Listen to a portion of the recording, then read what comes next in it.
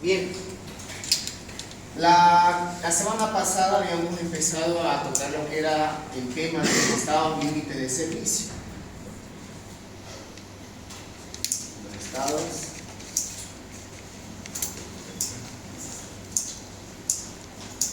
límites de servicio. El tema de los estados límite de servicio significa que se tiene el siguiente caso. Se tiene la principal característica de que las cargas no se mayoran. Las cargas no se mayoran, se trabaja tal cual con las cargas reales. Así como también se tiene que trabajar, ¿no?, con la resistencia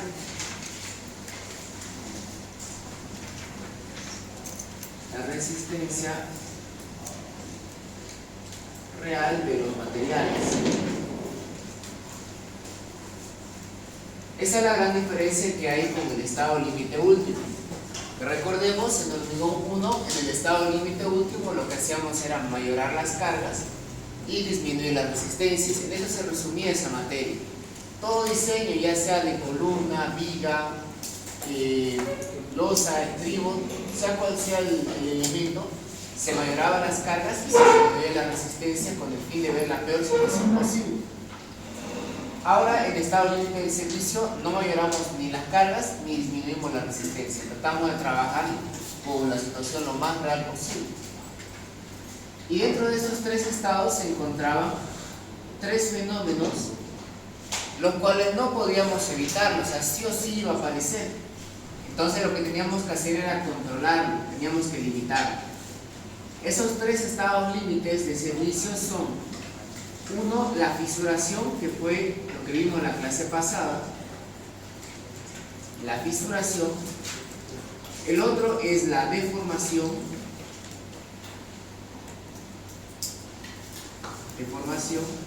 y finalmente tenemos a la vibración. Estos tres no lo podemos evitar, sí o sí van a aparecer.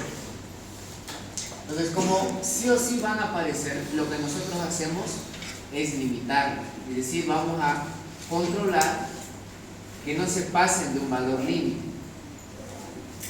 Es por eso que a este proceso lo llamamos control de fisuración, control de deformación y control de vibración.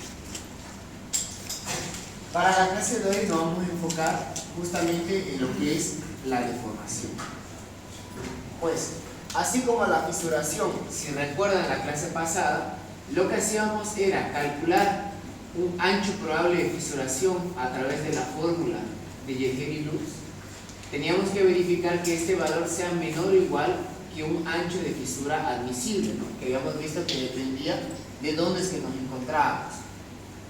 Aquí en control de deformación es exactamente lo mismo. Vamos a calcular una deformación y tenemos que verificar que esa deformación sea menor o igual que una deformación admisible.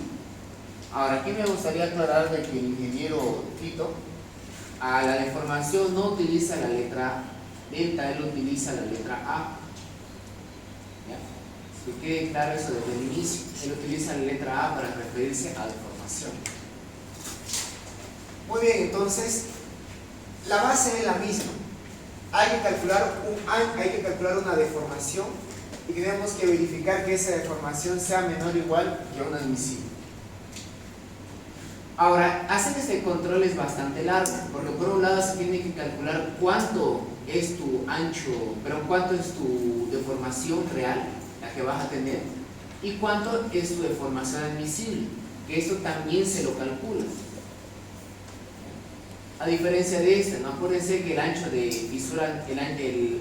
fisuración admisible ya venía definido por tabla, ¿no? Dependía de la humedad que teníamos en el ambiente. Acá no, aquí se tiene que calcular este valor.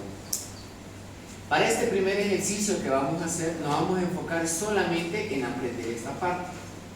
¿Cómo se calcula la deformación?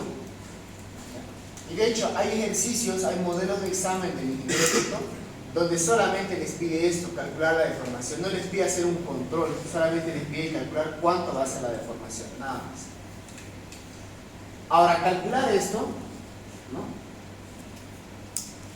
no se puede hacer de una manera directa, por decirlo así, como hacíamos en resistencia en los materiales 2. Acuérdense de resistencia en los materiales 2, teníamos lo siguiente, ¿no?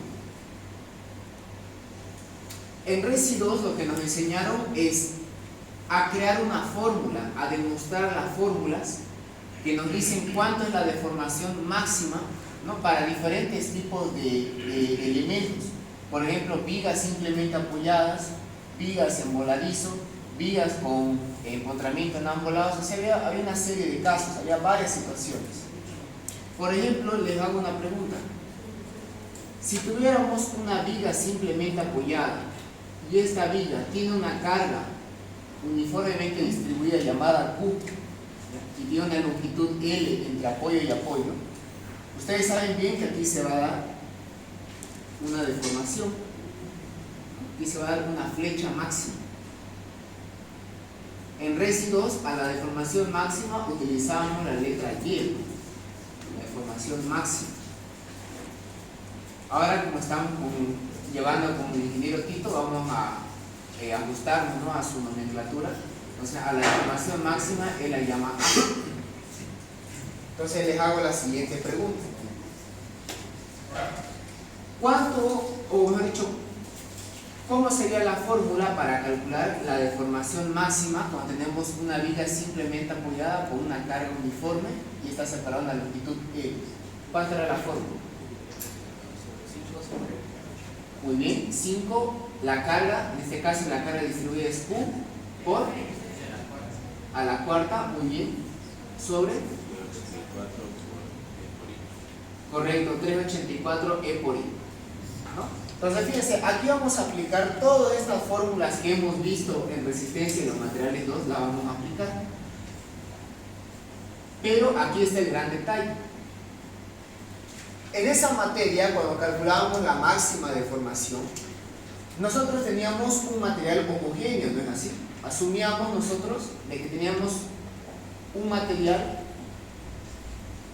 homogéneo, es decir, era el mismo material en toda la sección, ¿no?, en toda la sección de la viga, y además asumíamos de que este elemento, ¿no?, era, por decirlo así, isotrópico, o sea que iba a tener la misma resistencia a la compresión que la misma resistencia a la tracción. O sea, habían varias hipótesis que tomábamos como válidas en esa materia para poder calcular con esta fórmula. Sin embargo, aquí en hormigón armado nos enfrentamos ante dos grandes problemas. El primero es que la viga, o mejor dicho, el elemento no es de un solo material. Ustedes saben bien de que en el hormigón armado tenemos dos materiales que tienen propiedades totalmente diferentes. Por un lado tenemos hormigón, ¿no?, un material que tiene muy buena resistencia a la compresión, y por el otro lado tenemos acero, ¿no?, un material que tiene buena resistencia tanto a la compresión como a la tracción, ¿no?, y que además es mucho más resistente que el hormigón. Por eso que el acero siempre lo vamos a ver en menor cantidad. Ahora, ese es un detalle, que son dos materiales diferentes. El segundo gran detalle es que, como vimos en la clase pasada, los elementos de hormigón armado sí o sí se fisuran. Sí o sí va a tener una fisura. Y fíjense que esa fisura lo que va a hacer es quitarle área al hormigón. ¿Bueno? O sea, el hormigón no podemos asumir que está trabajando en toda su sección, sino que en una parte solamente. Y el acero, bueno, es un material diferente al del hormigón. Entonces fíjense de que aquí tenemos un gran problema. El problema que se tiene acá es la inercia. ¿Qué inercia se debe tomar? Porque fíjense que no está tan fácil como decir un rectángulo, inercia, base por altura al cubo sobre 12. Aquí está mucho más complicado, ¿no? Fíjense, tenemos acero, hay fisuras que hay que tomarlos en cuenta para el hormigón. O sea, realmente es mucho más complicado analizar esta parte, ¿no? ¿Qué inercia sería esta de acá? ¿Cómo se podría calcular esa inercia? Porque, ojo, esta inercia de aquí es la que tenemos que colocar acá. Y el segundo es el módulo de elasticidad. Por cuestiones, por decirlo así, de seguridad, ¿no? Para tomar en cuenta la situación más desfavorable, el módulo de elasticidad que tomamos aquí es el del hormigón. El módulo de elasticidad del hormigón, que si recordamos ya lo hemos visto en la clase pasada. Le mostré una fórmula que tiene la ACI para calcular este módulo de elasticidad. Dice 15.100 raíz cuadrada de FC'. O sea, esa parte de aquí no es tanto problema porque ya hay una fórmula. El problema es acá. ¿Qué inercia se va a tomar? Pues bien, para entender qué inercia se va a tomar acá, tenemos que ver o tenemos que hacer recuerdo de los estados del hormigón. Esto igual lo hemos tocado en la clase pasada. Los estados del hormigón. Hemos visto de que el hormigón tiene tres estados, ¿no? Estado no fisurado, estado fisurado y el estado último. En esta ocasión recordemos solamente el estado no fisurado y el estado fisurado. Enfoquémonos solamente en estos dos. Bien, en el estado no fisurado ocurría lo siguiente. En el estado no fisurado, como su propio nombre lo indica, es, por decirlo así, un rango de fuerzas donde la viga no presenta ninguna fisura. No tiene ninguna fisura. Para que ocurra eso de que no haya ninguna fisura, es porque el momento que le estamos aplicando aquí es un momento muy pequeño. Es un momento, vamos a llamarlo un momento M. Un momento que es tan pequeño que no le produce, digamos, fisura en la parte traccionada. El gran detalle que hay en este estado, en el estado no fisurado, es que el acero no se lo toma en cuenta por facilidad de cálculo. O sea, el acero sí está ahí, pero no lo vamos a tomar en cuenta. Le vamos a asumir de que toda la pieza es hormigón solamente, que no hay nada de acero. Ahora, tomando en cuenta esto, veamos cómo sería su diagrama de tensiones normales. Fíjense acá. Ahora, como esta pieza estamos considerando que solamente tiene hormigón y que no se ha fisurado nada, en este rango de acá, en este primer estado, es válido todo lo que hemos visto en resistencia de los materiales 1. Yo les pregunto, ¿se acuerdan de resistencia de materiales 1? Cuando teníamos que calcular las tensiones normales debido a un esfuerzo de momento, ¿cómo variaba el diagrama de tensiones? ¿Se acuerdan? Lineal, ¿no? Correcto. Por un lado teníamos aquí una tensión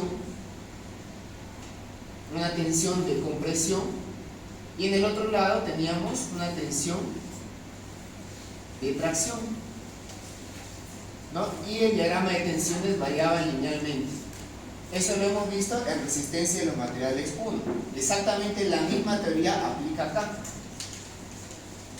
Ahora, ¿dónde es que este diagrama de tensiones se hacía cero?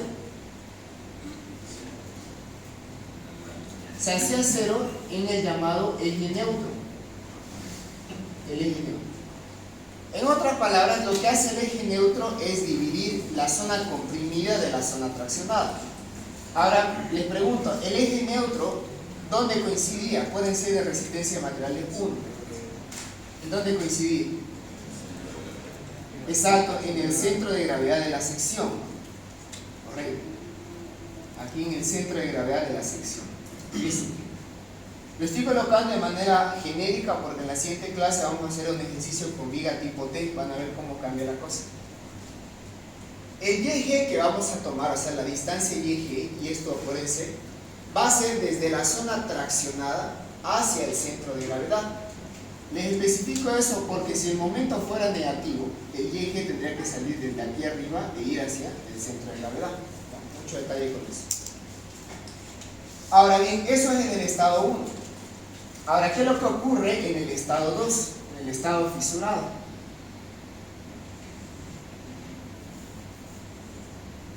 En el estado fisurado ya empiezan a aparecer las fisuras. Toda esta parte que está traccionada, toda la parte que está traccionada, se asume de que está fisurado. Toda esta parte acá se asume que está fisurado. Y por lo tanto, si esto está fisurado, el hormigón no puede trabajar porque ya, por decirlo así, ya ha fallado. ¿Ya? Entonces, si el hormigón no va a trabajar en esta parte, aquí ¿quién actúa? El acero, ¿no? Correcto. Ahora el acero va a aparecer y va a absorber todos los esfuerzos que están en la zona traccionada. En la parte de arriba sigue estando el hormigón, porque en la parte de arriba, o bueno, en la zona comprimida, va a poder aguantarlo el hormigón. Recuerden que el hormigón es un elemento que soporta muy bien a los esfuerzos de compresión. Ahora, aquí sucede este detalle. Cuando se va cuando se va fisurando el hormigón, son como pequeñas fallas que va teniendo el hormigón. Cuando ocurre eso, fíjense que esta área de hormigón, en la parte que está fisurada, es como si ya no existiera, es como si ya no resistiera nada, y por lo tanto esta área se va reduciendo. Y al reducirse esta área, este eje neutro también va a ir subiendo. En este segundo estado, este eje neutro se lo conoce como el eje neutro en estado de servicio, o ENS. Ahora veamos cómo sería, ¿no? Veamos cómo sería aquí. Fíjense, veamos cómo sería el diagrama de tensiones. Bien, fíjense acá. En el diagrama de tensiones, la zona que está comprimida, ahí el hormigón sigue trabajando. En esta zona comprimida, donde el hormigón aún está presente, es válido todavía que el diagrama de tensiones normales varíe de manera lineal. Pero la parte que se encuentra traccionada, aquí tenemos un área de armadura AS, la parte que se encuentra traccionada es resistida por estas armaduras, ya que en conjunto todas estas armaduras aportan una fuerza de tracción, y esa fuerza de tracción es igual al área de armadura por la tensión del acero en estado de servicio. Hemos aprendido la clase pasada cómo se calculaba esa tensión, ¿no? Se lo despejamos de esta forma, de este gráfico. Muy bien, eso entonces sigue siendo recuerdo, ¿no?, de los estados del hormigón. No vamos a enfocar solamente en estos dos. Entonces fíjense lo que ocurre acá. En el primer estado se asume directamente la figura geométrica, la forma geométrica que tiene la sección. En este ejemplo es un rectángulo. Pregunto, ¿a qué es igual la inercia de un rectángulo? Correcto, sería la base de la viga, ¿no?, la base de esta sección, por la altura de la sección al cubo sobre 2. Esta de acá sería la inercia de la sección bruta. Se lo conoce como sección bruta porque fíjense que estamos tomando todo el área de toda la viga, ¿no?, que una vez más no se considera el aporte del acero, se asume que solamente hay hormigón. Entonces, si solamente hay hormigón y no presenta ninguna fisura, esta sección es válido decir que su inercia es base por altura al cubo sobre 2.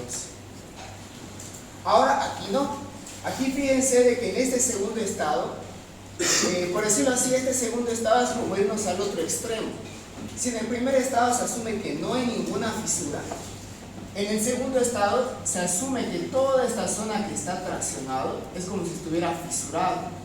Toda esta parte aquí es como si no hubiera hormigón, como si solamente hubiera acero. Entonces fíjense que este es, por decirlo así, como el otro extremo. Por un lado tenemos que no haya ninguna fisura, y por el otro lado es que toda la zona traccionada está fisurada y que en esa parte solo hay acero. Es como irnos de un extremo al otro. Ahora, para calcular esto, la inercia de la sección fisurada, a esta inercia de acá de esta sección lo vamos a conocer como I sub 2, es la inercia de la sección totalmente fisurada. Para calcular esto tenemos que aplicar el teorema de Steiner. Ahorita lo vamos a ver con el ejercicio, cómo se aplica el teorema de Steiner acá. ¿De acuerdo?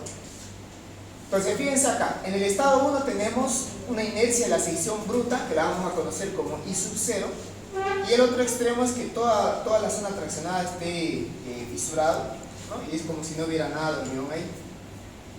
El otro extremo lo vamos a conocer como la inercia de la sección totalmente fisurada, o I sub 2. Entonces aquí surge la pregunta, ¿cuál de esas dos inercias es la que vamos a colocar aquí? es la que vamos a colocar acá. Esa es la gran pregunta.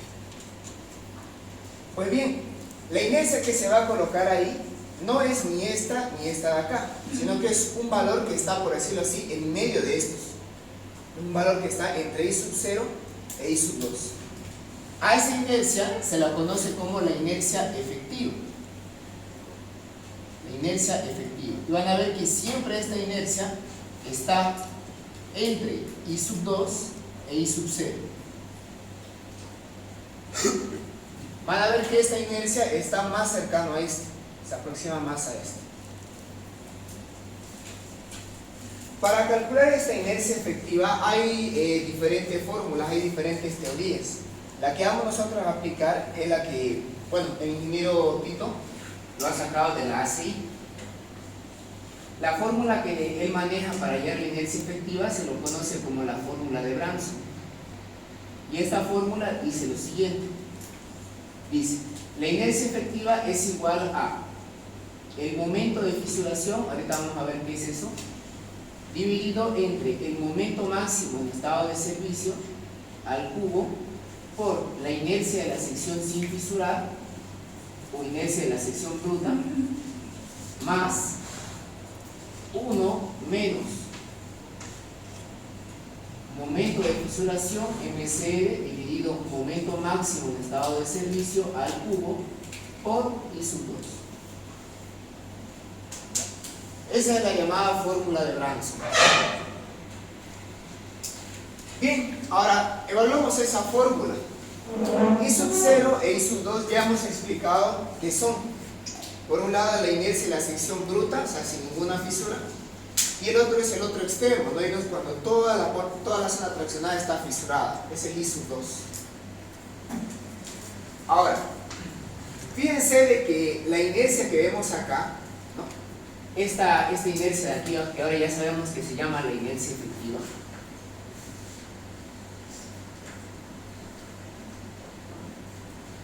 fíjense de que la inercia, o sea, la inercia real que vamos a tener, ¿no? Es un valor que está entre este valor de aquí y este valor de acá. Porque fíjense, hay fisuras, sí hay, por lo tanto no es válido decir que esta sea nuestra sección, no es válido decir que esta sea la inercia. Hay fisuras, pero tampoco son tantas como vemos acá, donde pareciera que casi toda la viga está fisurada. Entonces, es por eso que esta inercia está entre este valor y este valor. Ahora, volviendo aquí, ¿cómo se puede calcular este valor de acá, que es el momento de fisuración, el MCR? ¿Cómo podemos calcular esto, el MCR? Pues bien, para hallar el MCR tenemos que irnos acá, a esta fórmula, tenemos que irnos a este gráfico y hacer un poco de recuerdo de lo que veíamos en resistencia en los materiales 1. Les hago la siguiente pregunta. En resistencia de los materiales 1 nos enseñaron lo siguiente, ¿no? Nos decían, la tensión normal, sigma, ubicado a una distancia y, ¿cómo se podía calcular? Recordemos que este diagrama de tensiones es debido a un esfuerzo de momento. ¿Cómo podríamos hallar la tensión normal ubicado a una distancia y del centro de gravedad de la pieza? Había una fórmula, ¿no? Una fórmula general, la tensión normal. ¿A qué era igual? Momento dividido entre ¿qué cosa? ¿Qué venía aquí abajo? Era el módulo resistente, ¿no? Y el módulo resistente es igual a ¿qué cosa? Inercia dividido una distancia y. Por extremos y medios, esa distancia y iba a pasar aquí arriba, al numerador. Esa era la fórmula general que vimos en Resi 1 para calcular la tensión normal en cualquier parte. Ahora, en este caso queremos saber cuánto, o mejor dicho, queremos calcular esta tensión de acá, la tensión de tracción. Entonces, para tener la tensión de tracción, el sigma T, ¿cuánto tendría que valer la distancia y? ¿Cuánto sería la distancia y? ¿Cuánto sería la distancia que desde el eje neutro hasta el borde traccionado? Y es sub G, ¿no? Es la distancia que hay hacia el centro de gravedad desde el borde traccionado. Y es sub G. Listo. Ahora, aquí hay que entender un concepto. Sabemos que el hormigón es un material que tiene muy buena resistencia a la compresión, pero que tiene una pésima resistencia a la tracción. Ahora, el hecho de que diga que tenga pésima resistencia a la tracción no significa que el hormigón no resista nada de tracción. Tiene el hormigón un valor, digámoslo así, tiene un valor máximo que puede resistir de esfuerzo de tracción. En base a estudios de laboratorio, se ha determinado la siguiente fórmula. Dice, la resistencia a tracción del hormigón, que también se lo conoce como módulo de rotura, es igual a 2 veces la raíz cuadrada de la resistencia a compresión de ese mismo hormigón. Ese es el FE. Si esta tensión de tracción de acá se iguala al FR, ya empiezan a aparecer aquí fisuras. Ya empiezan a aparecer acá fisuras. ¿Ya? Eso ocurre cuando esta tensión se iguala con el FR. Ahora, obviamente, para que ocurra esto, este momento de aquí tiene que hacerse más grande, porque habíamos dicho que este momento es un momento muy pequeño, un momento tan pequeño que no produce ninguna fisura en el hormigón. Entonces, lo que vamos a hacer es, vamos a ir incrementando este momento, lo vamos a hacer cada vez más grande, y va a llegar un punto donde ese momento se ha hecho lo suficientemente grande que esta tensión de tracción se ha igualado con el módulo de rotura. El momento que hace que esta tensión de tracción se iguala al módulo de rotura se lo conoce como MCR, o momento de fisuración. Una vez más, lo que hicimos fue, el momento que teníamos aquí lo hemos hecho cada vez más grande, ya que mientras más grande sea este momento, esas tensiones también se van haciendo cada vez más grandes.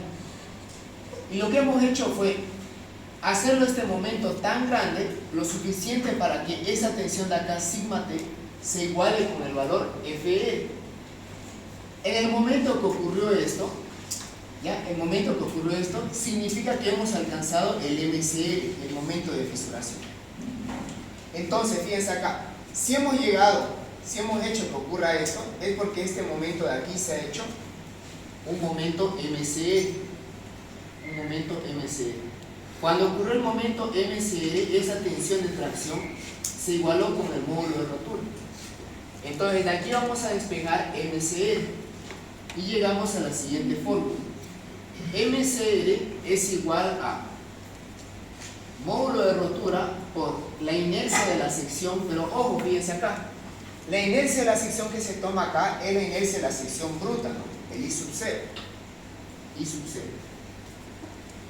Dividido entre, veamos, el YG, ¿no? El YG va a venir aquí abajo. La distancia desde el borde traccionado hacia el centro de gravedad. Listo. De esta forma entonces calculamos lo que sería el momento de fisuración con el FR, que ya existe una fórmula.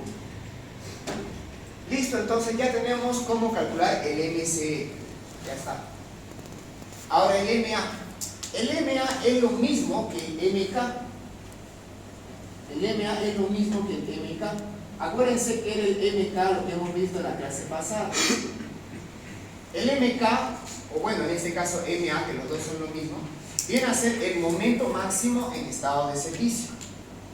Para hacer un ejemplo, supónganse de que tenemos esta viga de acá, una viga que tiene una carga muerta última, o sea, una carga muerta mayorada, y tiene una carga viva última, es decir, una carga viva mayorada. Sabemos bien que esas cargas lo que van a hacer es, nos van a dar un momento máximo. Este momento máximo lo conocemos como momento último, es decir, el momento con el cual calculamos las armaduras de esta viga. Entonces, si a este esquema lo volvemos a trabajar, pero ahora con las cargas reales, es decir, las cargas sin mayorar, vamos a obtener un momento máximo, solo que ahora ese momento ya no va a ser el momento último, sino que este va a ser el momento máximo en estado de servicio. MK, o en este caso, MA. ¿Ya? Eso es el LMA, es volver a hacer el mismo esquema con el cual diseñaste tus armaduras, pero ahora con las cargas sin mayorar, ya que recordemos que estamos en estado límite de servicio y las cargas no se mayoran. Eso es el LMA. Entonces, una vez que calculemos los dos momentos, el de servicio, ¿no?, el máximo de servicio, el de fisuración y esas dos inercias, vamos a poder tener la inercia efectiva, y recién con la inercia efectiva vamos a poder utilizar la fórmula que veíamos de residuos. ¿Listo?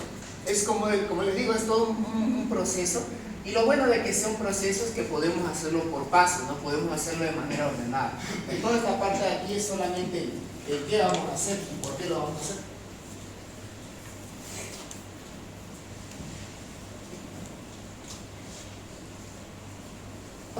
Que juega mucho aquí en el tema del control de deformación, y eso es el tema de la flecha instantánea y la flecha diferida. Ahora, cada vez que yo diga flecha es lo mismo que deformación, ¿ya? Al ingeniero de la deformación él le dice flecha. Bien, para entender bien eso de qué es flecha instantánea y qué es flecha diferida, veamos este ejemplo.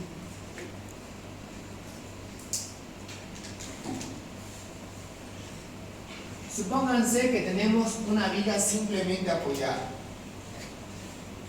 Esta viga simplemente apoyada la vamos a cargar con una carga viva y carga muerta.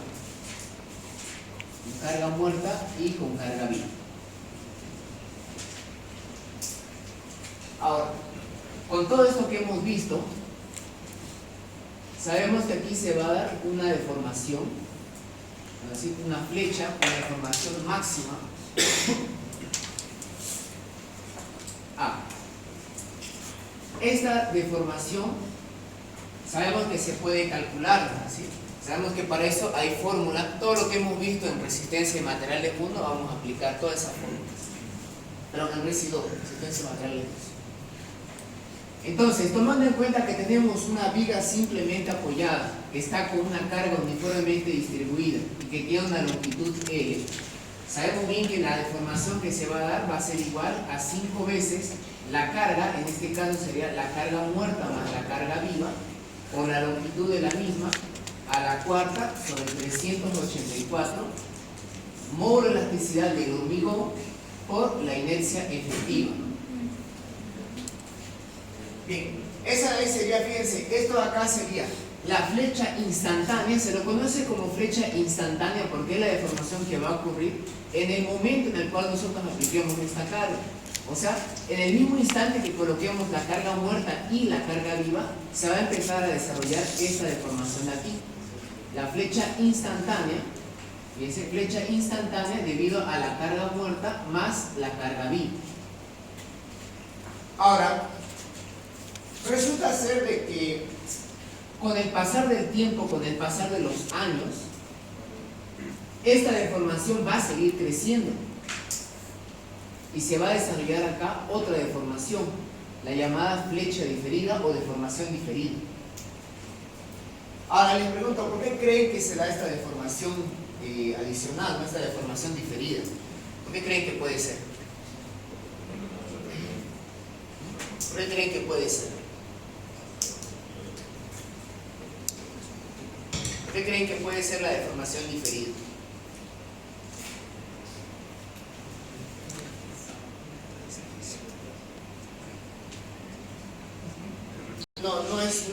No es solo por su peso propio, no es solo por el peso propio. Ya, acuérdense de hormigón 1. En hormigón 1 habíamos visto lo que se conoce como los fenómenos reológicos del hormigón. O sea, son fenómenos propios del material de hormigón. Ustedes saben bien que el hormigón es un material que está hecho, ¿no?, de otros materiales: agua, cemento, agregado fino, agregado grueso. Y estos mismos materiales tienen diferentes propiedades, por lo cual el hormigón en sí es un material, ¿no?, que es complicado, digamos, ¿no?, de analizarlo en su totalidad, porque depende de muchas cosas.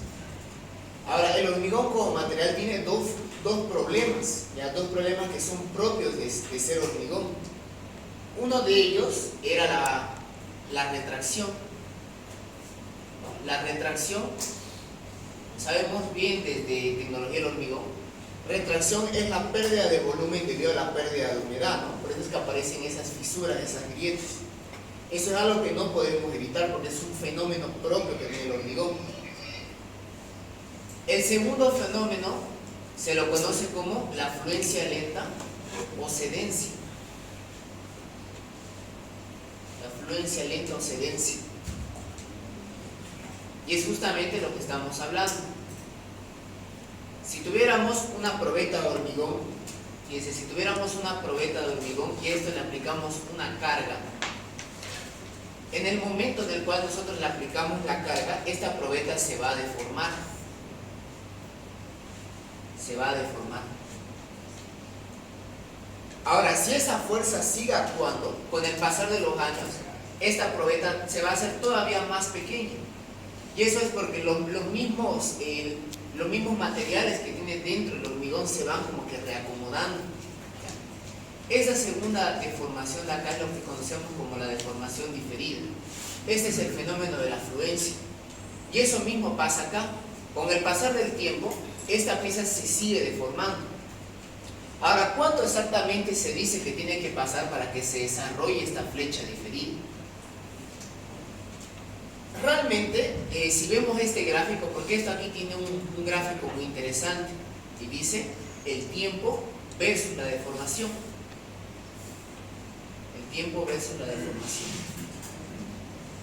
Y es que durante los primeros días se desarrolla gran parte de la flecha diferida, pero con el pasar del tiempo esa deformación va a ir aumentando, pero cada vez va a ser más y más pequeña. ¿Ya?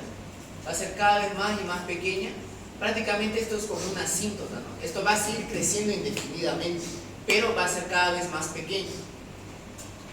Ahora, se dice que para que el hormigón alcance una muy buena parte de su flecha diferida, que alcance su deformación diferida, si nos vamos a la norma americana, ellos estiman que tiene que ser unos 5 años para que alcance ya una buena parte de su flecha diferida. Y si nos vamos a un libro de hormigón en español, es el ingeniero Jiménez Montoya, él dice que tienen que pasar 5.000 días. ¿Ya? Entonces, fíjense que en resumen es una muy buena cantidad de tiempo que tiene que ocurrir para que se desarrolle esta flecha de acá. Pero la pregunta en sí es aquí, ¿cómo se puede calcular? Porque la flecha instantánea hay fórmula para eso, es todo lo que hemos visto en residuos. La pregunta aquí es, ¿cómo se puede calcular esto? ¿Cómo se puede calcular?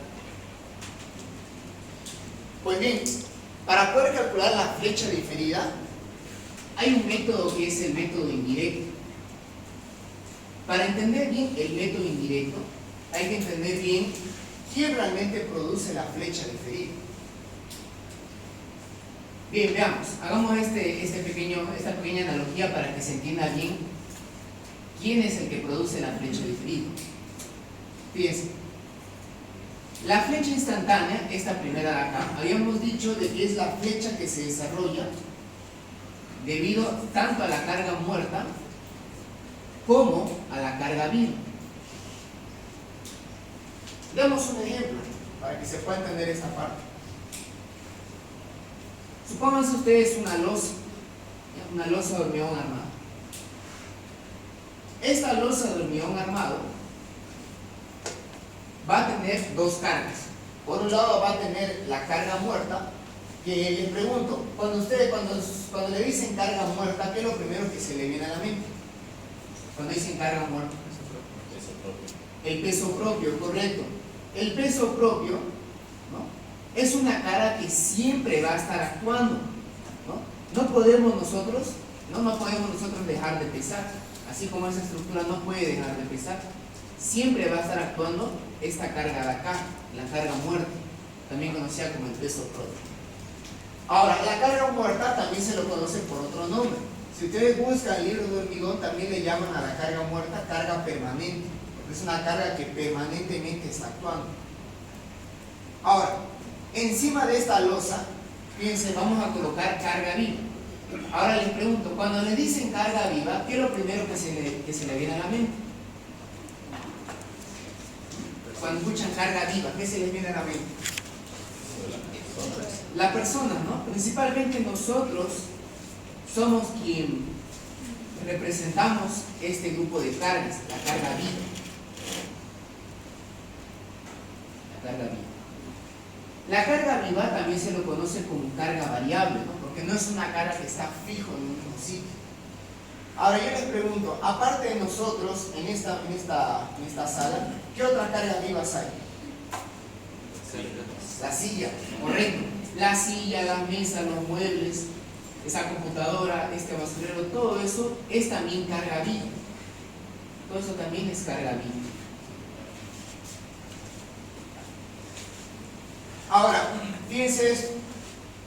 Pongámonos a pensar acá. ¿Quién va a producir la flecha diferida? Acuérdense de este ejemplo, de la probeta. Fíjense que para que se dé esta flecha diferida es porque hay una carga que está actuando todo el tiempo. Es una carga que todo el tiempo está fijo ahí mismo actuando. Ahora bien, habíamos dicho que la carga muerta, ¿no?, es una carga que todo el tiempo está actuando. Entonces la flecha diferida la debe producir la carga muerta, ¿no?, porque es una carga que todo el tiempo está actuando, como acá. Pero aquí surge la gran revelación, ¿no? Cuando acabe esta clase, obviamente nosotros nos vamos a ir. Nos vamos a ir. Pero ¿qué va a ocurrir con los muebles, la mesa, las sillas? Van a seguir ahí. Van a seguir ahí. Y hasta que esas sillas, digamos, las retiren, las lleven a otra aula o directamente las den de baja, digamos. Van a actuar aquí, o sea, van a estar en un mismo sitio por un buen tiempo, ¿no? Dependiendo de la función que tenga tu losa. Por ejemplo, aquí, digamos, en esta sala, es muy probable que estas sillas estén un buen tiempo, ¿no? Incluso probablemente estén meses acá hasta que las saquen, las laven y las vuelvan a traer. Pero hay otros casos donde hay cargas vivas que están ahí fijas por años, o sea, que no las mueven y siguen ahí actuando por años y años. Entonces, aquí surge la gran revelación. Una parte de la carga viva se está comportando como si fuera carga muerta. Pero ojo, es carga viva, ¿no? Eso que les quede claro. Mesas, sillas, todo eso es carga viva. Pero se está comportando como si fuera carga muerta. O sea, un porcentaje de la carga viva actúa como si fuera carga muerta. Es decir, una carga que está todo el tiempo actuando. Si recordamos este ejemplo, la flecha diferida la producen aquellas cargas que están actuando todo el tiempo. Entonces, ¿quién produce la flecha diferida? La carga muerta y un porcentaje de la carga viva. Ese porcentaje de la carga viva también se lo conoce como carga pseudopermanente, ¿no? Porque es una carga viva que actúa como si fuera una carga muerta. Y esa es la gran revelación. ¿Quién produce la flecha diferida? La muerta y una parte de la viva. Muy bien. Ahora, sabiendo esto, entendiendo de que la flecha diferida lo produce la carga muerta y una parte de la carga viva, se hace el siguiente, digámoslo así, el siguiente análisis. Se dice, sé que la flecha diferida lo va a hacer la carga muerta y un porcentaje de la carga viva. Entonces, aquí uno dice, bueno, entonces la flecha diferida habría sido lo mismo que la flecha que me da la carga muerta y un porcentaje de la carga viva. Pues no. Resulta ser de que aparte de esto, aparte de estas dos cargas, existen digámoslo así, dos factores que también aquí, ¿ya?, existen dos factores que también aquí influyen en la flecha diferida, influyen en esta deformación con el paso del tiempo. Hay dos factores. El primero va a ser la vida útil que tenga la estructura. La vida útil de la estructura. No es lo mismo una estructura que solamente vaya a durar un año que una estructura que dure 50 o más años. Eso influye mucho aquí. Porque obviamente si tenemos una estructura que va a estar más tiempo, pues obviamente la flecha diferida le vamos a dar más tiempo para que se desarrolle. Entonces, hay que tomar en cuenta este efecto de cuánto va a ser la vida útil que tenga la estructura. Para esto hay una tabla, ¿ya? Hay una tabla donde nos dice cuánto es ese coeficiente, ¿no?, que está en función del tiempo de vida útil de la estructura. Ese es el coeficiente epsilon. Coeficiente epsilon. El segundo factor que influye en la flecha diferida es si nuestra armadura, piensa acá, si a nuestro elemento le colocamos tanto armadura traccionada como armadura comprimida. La armadura comprimida también le ayuda a que esta flecha diferida se haga más pequeña, porque mientras más rígido, por decirlo así, es el elemento, ya sea una losa o una viga, mientras más rígido sea, va a ser más pequeño las deformaciones. Entonces, el segundo factor que hay que tomar en cuenta es si hay o no armadura comprimida, ya que esto también influye qué tan grande va a ser la deformación.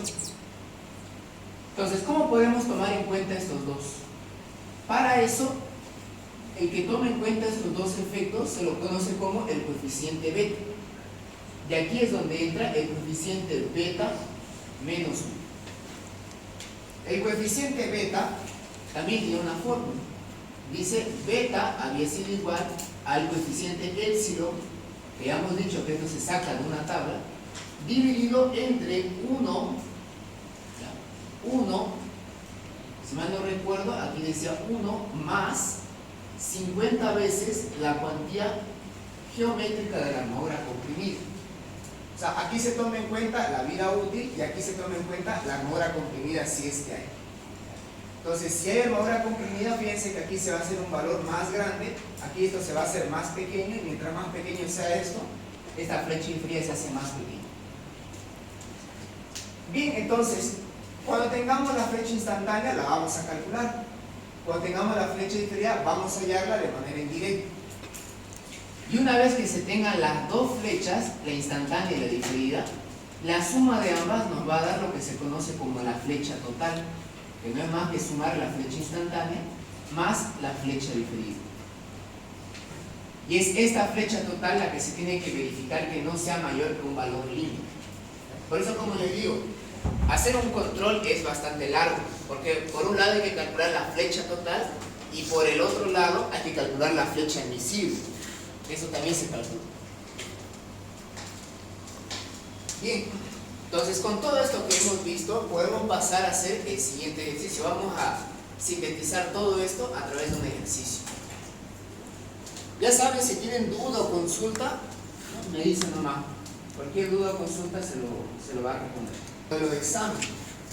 Este fue el modelo de examen, si mal no recuerdo, fue del primer semestre del año pasado. Veamos qué dice. Para la viga mostrada en la figura, primero pide realizar el diseño de las armaduras. Acuérdense que para diseñar las armaduras se tienen que mayorar las cargas y disminuir la resistencia, ¿no? O sea, se tiene que hacer un diseño como hacíamos en el rangón 1. Y lo segundo que nos piden es calcular la flecha total que se da en el tramo AB.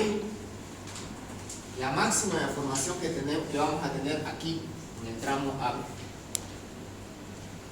Para eso tenemos lo siguiente, ¿no? Una viga simplemente apoyada con un voladizo, y esta viga tiene una carga muerta de 2,4 toneladas y una carga viva de 1,2 toneladas por metro. Pregunto, cuando hay carga muerta y carga viva, ¿cuántos son los factores de mayoración? ¿Cuánto es para la carga muerta? 1,2, ¿no? ¿Y para la viva? 1,6, ¿no? Muy bien. Eso les digo porque en el ejercicio que hicimos en el grupo de la mañana, también era un modelo de examen, pero en ese modelo solamente había carga muerta. Cuando solamente hay carga muerta, ¿por cuánto se mayora? 1,4. Bien, ¿qué más? Nos da la sección de la pieza. Fíjense que es una sección rectangular de base 30 centímetros y tiene una altura de 90 centímetros.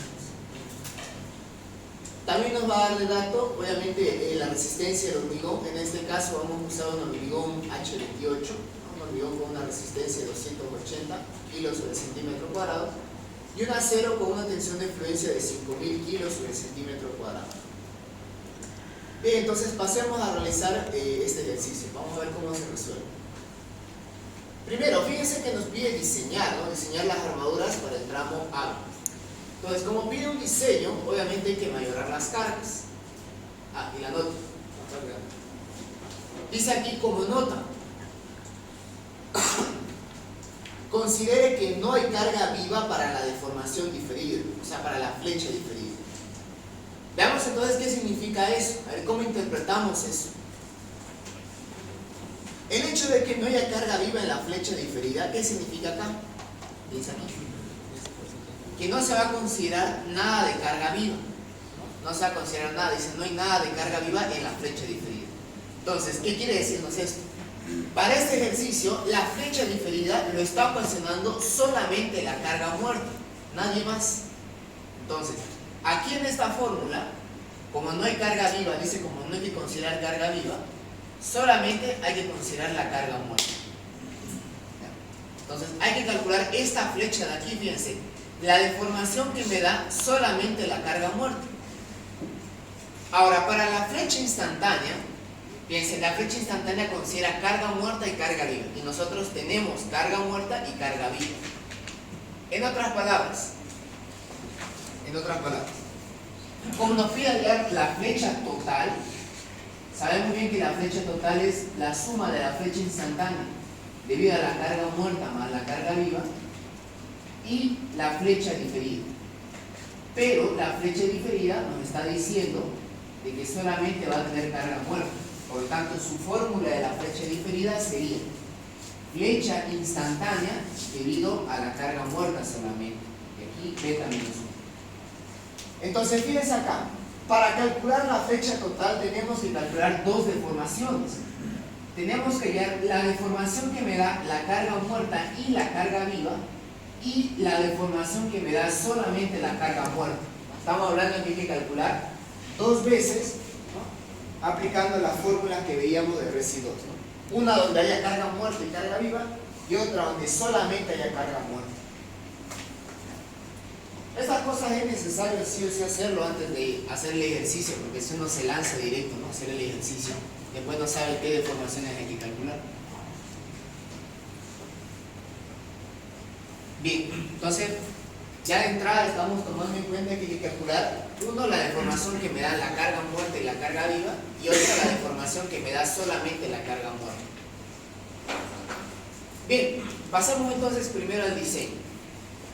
Esta parte del diseño no nos vamos a tener mucho, ya que no es tanto el fin, digamos, de esta clase. El fin de esta clase es ver todo lo que es la flecha, ¿no?, la deformación. Así que esa parte lo vamos a hacer de manera más rápida. Primer paso, para diseñar las cargas, lo primero que se hace siempre es mayorar, pero para diseñar las armaduras, lo primero que se hace es mayorar las cargas. Como hay carga muerta y carga viva, tenemos que mayorar. Fíjense. La carga muerta, habíamos dicho que se mayora por un factor de 1,2 y la carga viva por un factor de 1,6. Eso nos da entonces, el primero 1,2 por 2,4, 2,88. Y el segundo nos da una carga mayorada de 1,92. Permítame, me dice 1,4. Fíjense entonces, la carga viva mayorada va a ser de 1,92. Listo. Tenemos entonces lo siguiente, ¿no? Las cargas mayoradas son las siguientes, 2,88 y 1,92. Ahora pregunto, como este ejercicio nos pide diseñar para el tramo AB, sabemos bien que aquí van a existir tres estados de carga, ¿no? Vamos a tener los siguientes estados de carga. Dice así, el primer estado de carga va a ser todo con carga muerta y solamente los tramos impares con carga viva.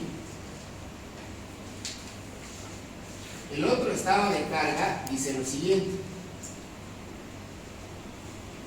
todo con carga muerta, pero solamente los tramos pares van a tener carga viva. Y finalmente el tercer estado de carga es todo con carga muerta y todo con carga viva. Eso es lo que nos dicen los estados de carga. Ahora pregunto, de estos tres estados de carga, ¿cuál es el que nos conviene obtener para hacer el diseño del tramo AB? ¿Cuál? A ver, ¿el primero, el segundo o el tercero? ¿Cuál es el que nos va a dar la situación más desfavorable para el tramo AB? ¿Cuál? El segundo, ¿no? El primero nos va a dar obviamente el momento máximo para el tramo 1. El segundo, dado que hay carga muerta y carga viva concentrada en este tramo, va a hacer que el momento máximo se dé justamente en el tramo AB. Finalmente, en el tercero, los momentos máximos van a estar en los apoyos. Entonces, como nos pide diseñar el tramo AB, vamos a hacer solamente el segundo estado de carga, ya que es en este estado de carga donde vamos a tener el momento máximo. El hacer estas cosas van a ver que les ahorra bastante tiempo y el ingeniero lo acepta en el examen. Él les permite siempre y cuando justifiquen lo que están haciendo, porque lo que realmente se tendría que hacer es los tres estados de carga y luego hacer el diagrama envolventes, que es mezclarlo los tres diagramas. Eso es lo que realmente se tendría que hacer. Pero aquí, haciendo un análisis rápido, estamos viendo que con hacer solamente el segundo estado de carga tenemos lo necesario. Muy bien, entonces fíjense, estoy colocando ahí el segundo estado de carga. Estado de carga. Fíjense que solamente estamos colocando la carga viva mayorada en el tramo AB para obtener así el momento máximo en ese tramo.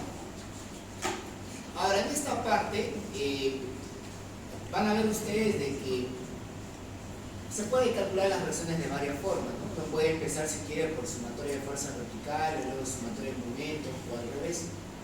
Pero yo les propuse una manera más práctica de poder hacer este análisis para poder calcular las reacciones. Y es que se les aconseja de que hagan primero, o mejor dicho, que calculen las reacciones por ecuaciones de momento. Una vez que ustedes tengan sus reacciones, tomen la ecuación de fuerzas verticales como una manera rápida de verificar. Hay muchos compañeros que omiten este paso, o sea, no hacen la verificación. Y no es que esté mal, ¿no? Porque no es obligatorio verificar. Pero es conveniente, porque ustedes saben bien que si no está bien calculado las reacciones, después el diagrama no les va a cerrar. O peor aún, van a calcular mal el esfuerzo del momento y va a estar mal calculado todo lo que sigue a continuación. Entonces, el paso de la verificación, si bien es obligatorio, se aconseja que sí lo haga. Ahora, una vez que uno tenga las reacciones, pasa a hacer lo que son los esfuerzos internos. Yo les pregunto, viendo este ejercicio, ¿cómo me convendría más calcular las reacciones? ¿De izquierda a derecha o derecha a izquierda? Derecha a izquierda, ¿no? ¿Por qué?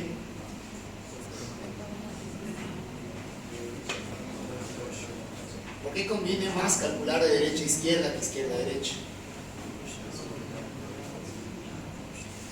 Piensa acá, si ustedes calculan de izquierda a derecha, si hacen de izquierda a derecha, tienen que analizar tramo 1, aquí van a calcular este momento de acá. Luego van a calcular el tramo 2 y en el tramo 2 van a obtener este mismo momento, el momento de este apoyo que sabemos que va a ser 0 y el momento máximo de tramo, ¿no? Para recién ahí pasar a hacer su diagrama. Ahora, si lo hacen al revés, o sea, si hacen de derecha a izquierda, primero van a calcular este tramo de acá y al analizar este tramo van a tener el momento que hay aquí, el momento máximo del tramo y el momento del otro apoyo, es decir, los momentos necesarios para hacer su diagrama. Entonces, si analizan de derecha a izquierda, van a ver que lo van a hacer más rápido. Ahora, si ustedes se sienten más cómodos yendo de izquierda a derecha, adelante, no hay ningún problema, solamente que van a perder un poco más de tiempo. Bien, entonces, si nos vamos de derecha a izquierda, de derecha a izquierda, fíjense lo que tenemos. Tramo 1 yendo de derecha a izquierda, aquí no nos vamos a detener mucho, lo que hacemos es calcular la ecuación de cortante y la ecuación de momento. Yo les pregunto, si aquí lo que queremos hacer es solamente obtener el esfuerzo de momento, ¿por qué hay que hacer sí o sí el esfuerzo de cortante? ¿Qué ganamos con esto? ¿Qué nos dice el diagrama de cortante? Si hay un momento máximo, ¿no? Correcto.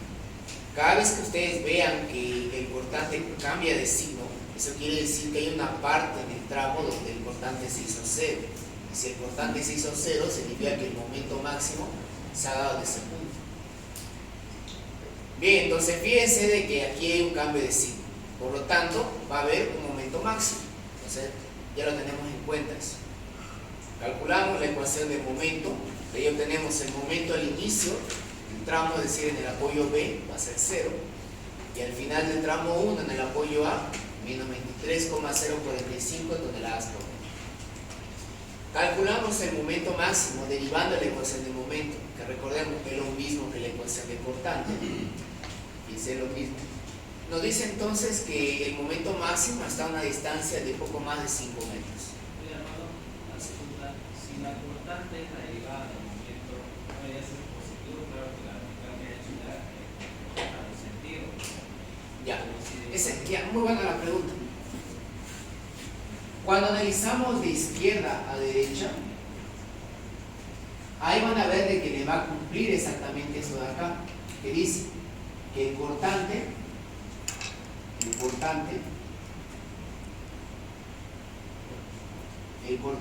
es exactamente igual a la derivada de la ecuación de momento. Ahora, recordemos que cuando vamos de izquierda a derecha, los sentidos son los siguientes. El normal es positivo cuando va a la izquierda. El cortante es positivo cuando va hacia arriba. Y el momento es positivo cuando es horario. Ahora, cuando vamos de derecha a izquierda, ocurre un fenómeno bien interesante. Y es que cuando se va de derecha a izquierda, la derivada de la ecuación de momento va a ser igual a la ecuación de cortante, pero multiplicado por un valor de -1. Y eso se debe a que cuando uno va de derecha a izquierda, los signos, o mejor dicho, los sentidos que se toman como positivos cambian, se invierten.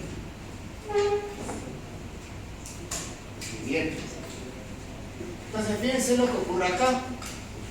Este ejercicio lo hemos resuelto de derecha a izquierda. Ya su compañero notó lo siguiente. Fíjense acá.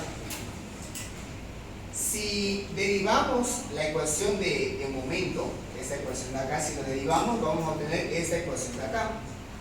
Fíjense que la ecuación de aquí, la derivada de la ecuación de momento, es igual a la ecuación de cortante, pero un valor, o multiplicado por un valor de -1. Aquí es negativo, aquí es positivo. Aquí es positivo, aquí es negativo. Entonces, fíjense ese detalle. Lo bueno es que, independiente si aquí fuera negativo, positivo o positivo, negativo, como esto es igual a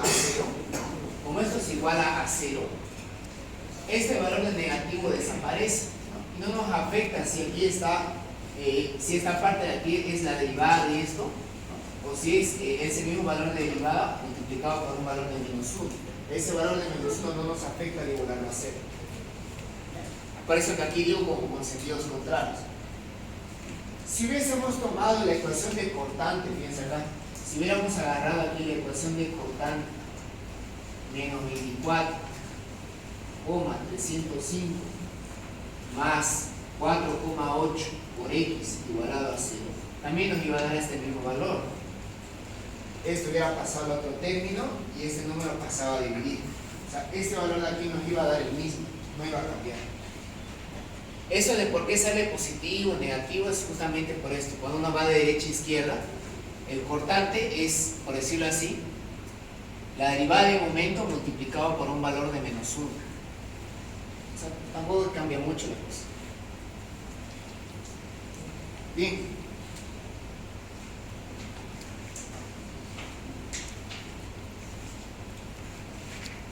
Bien, entonces obtenemos la distancia donde está el momento máximo, lo reemplazamos en la ecuación de momento y nos da que el momento máximo en este tramo vale 61,535.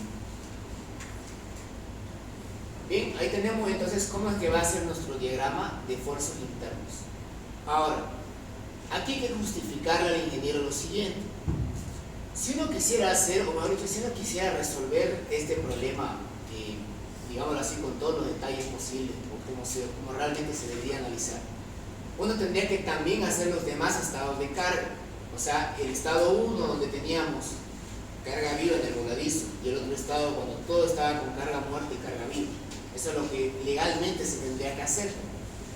Pero acá, por simplicidad de cálculo y para ganar tiempo, tenemos que justificar al ingeniero lo siguiente. Este estado de carga sabemos que es el que nos va a dar el momento máximo en el tramo AB.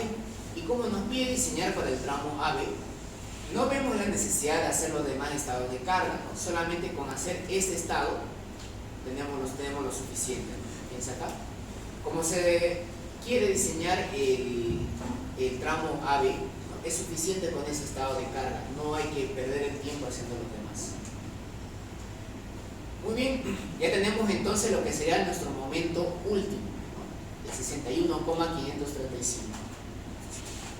Le hago una pregunta para ver si me han entendido lo que esta parte aquí cuando explicamos esta parte.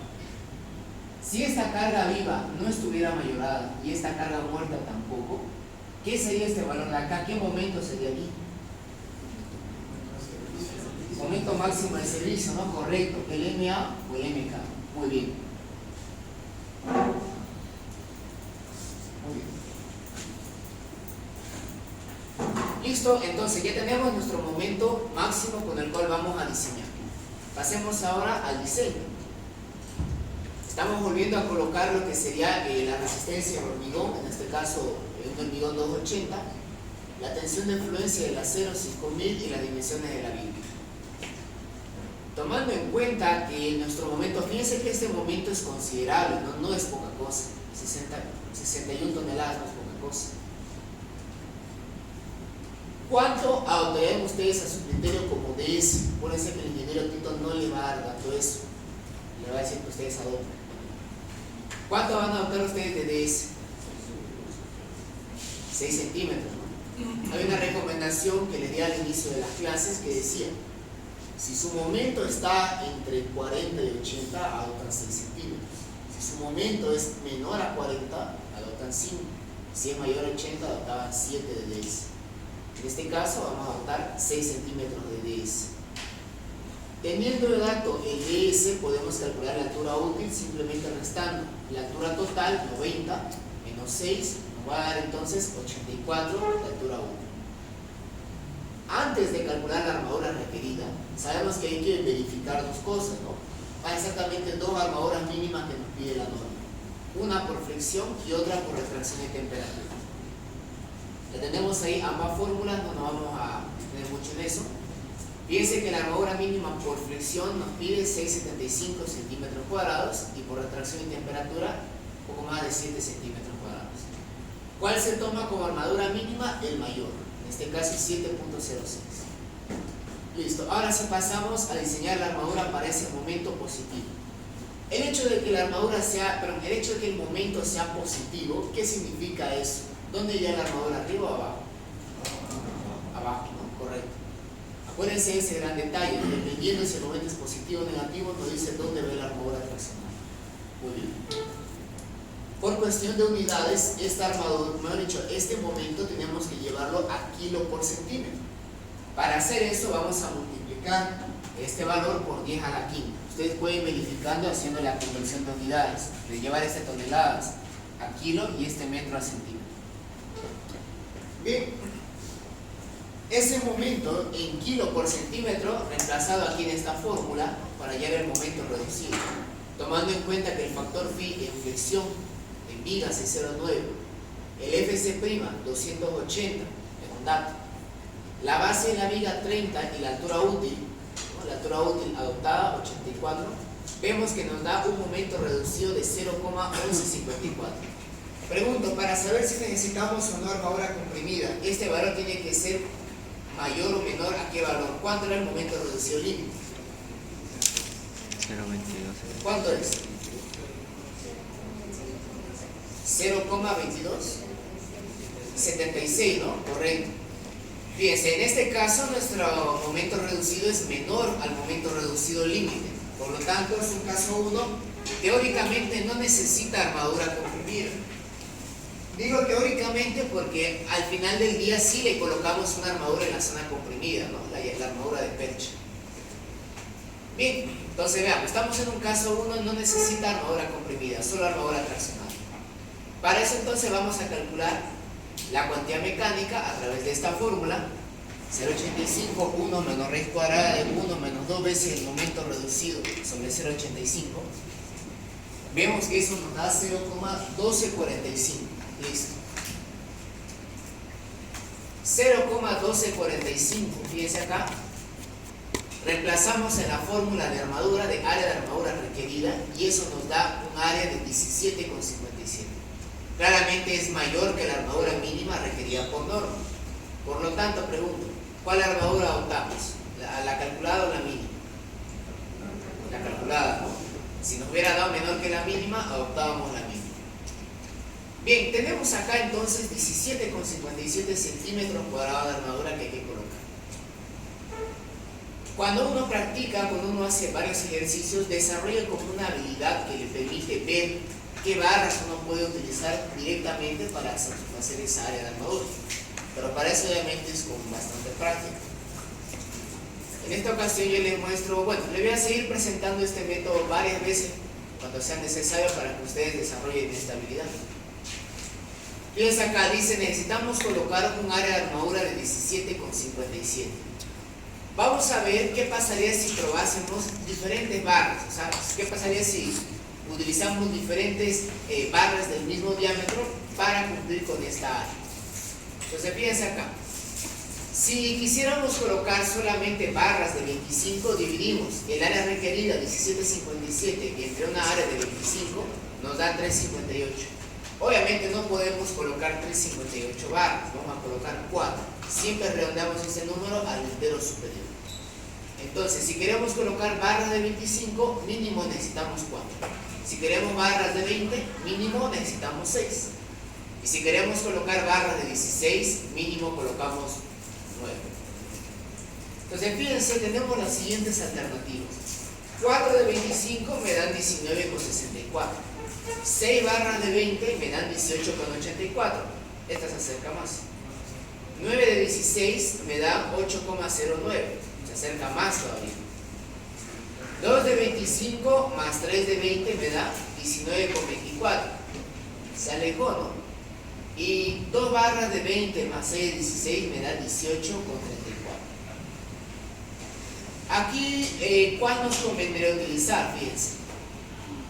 9 de 16 puede ser, pero como que son muchas barras, ¿no? ¿Y cuánto era el ancho de nuestra viga? ¿Cuánto el ancho era nuestra viga? Hay que tomar en cuenta que la combinación que nosotros utilicemos no tiene que ser muchas barras, porque después vamos a tener problemas en cómo colocamos esas barras. ¿Cuánto era nuestro ancho de viga? 30, ¿no? Entonces no podemos colocar ni de chiste 9 barras en una misma fila. Podrían ser 5 barras en una fila y 4 en la segunda fila, ¿no? Esa sería una alternativa. Otra alternativa podrían ser 6 barras en una fila y 3 en una segunda, ¿no? Pero ya hay un poquito complicado. Fíjense esto. 9 barras de 16, lo que yo les estoy diciendo es lo siguiente. Podríamos colocar 6 barras en una fila, pero ahora la segunda fila va a ser el problema. Si alguien dice, y si colocamos esta barra aquí en medio, ahí eso no te va a permitir, eso no se le va a permitir. Cuando ustedes colocan una barra en una segunda fila, tienen que fijarse de que esta barra tiene que coincidir con el mismo eje de otra barra. O sea, estas barras van a estar alineadas y la barra del medio tiene que estar sí o sí alineada. Y si yo la coloco a un costado, digamos, para alinearse, fíjense que ya la distribución no es simétrica. Por lo tanto, aquí hay un gran problema al colocar 9 barras de 16. La otra alternativa podrá ser así, fíjense. 1, 2, 3, 4, 5 en una fila y 4 en la segunda, ¿no? Aquí sí están alineadas estas barras. O sea, aquí sí se podría dar este caso. Pero como ven, hacer esto es mucho lío, ¿no? Entonces, vamos a utilizar una combinación que no requiera tampoco tantas barras y que además se acerque a esta área. Vemos que la otra alternativa que cumple con eso serían 2 barras de 20 y 6 de 16. Podríamos colocar las 2 barras de 20 a los extremos, 4 barras de 16 a la mitad y 2 en una segunda fila. Eso sería más conveniente. Entonces vamos a adoptar 2 de 20 y 6 de 16. Si ustedes quieren adoptar las 9 barras de 16 colocando 5 en una fila y 4 en una segunda, está bien. Bueno, ustedes si quieren hacer eso para practicar. Bien, pero para este ejercicio vamos a adoptar 2 de 20 y 6 de 16. Vemos que eso nos da entonces, bueno, un área de 1834. Esa va a ser el área de armadura que estamos colocando, el AS. Les comento de que este ejercicio que estamos haciendo, como les decía, fue el examen de hace unos 3 semestres, ya no fue del primer año del año pasado, o sea, el primer semestre del año pasado. Ese ejercicio el ingeniero me mostró cómo lo resolvió. Les comento, en ese examen el ingeniero en su forma de resolver, él utilizó 9 barras de 16, yo utilicé estas 2 de 20 y 6 de 16. Y al final les voy a comentar qué pasó. El ingeniero utilizó les comento. Y aquí para este ejercicio vamos a utilizar acá, 2 de 20 y 6 de 16.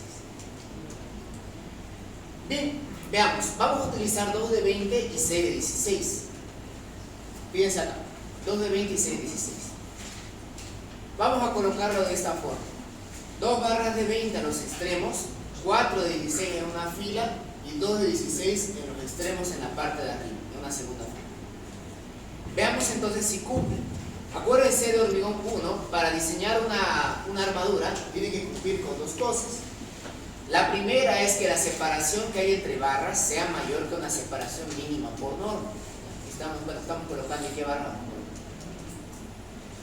Esta separación de barras tiene que ser mayor o igual que estas de acá que me pide la norma. 1 pulgada, el diámetro mayor, en este caso la barra más grande que estamos colocando es la de 20, ¿no? 20 milímetros en centímetros, 2 centímetros.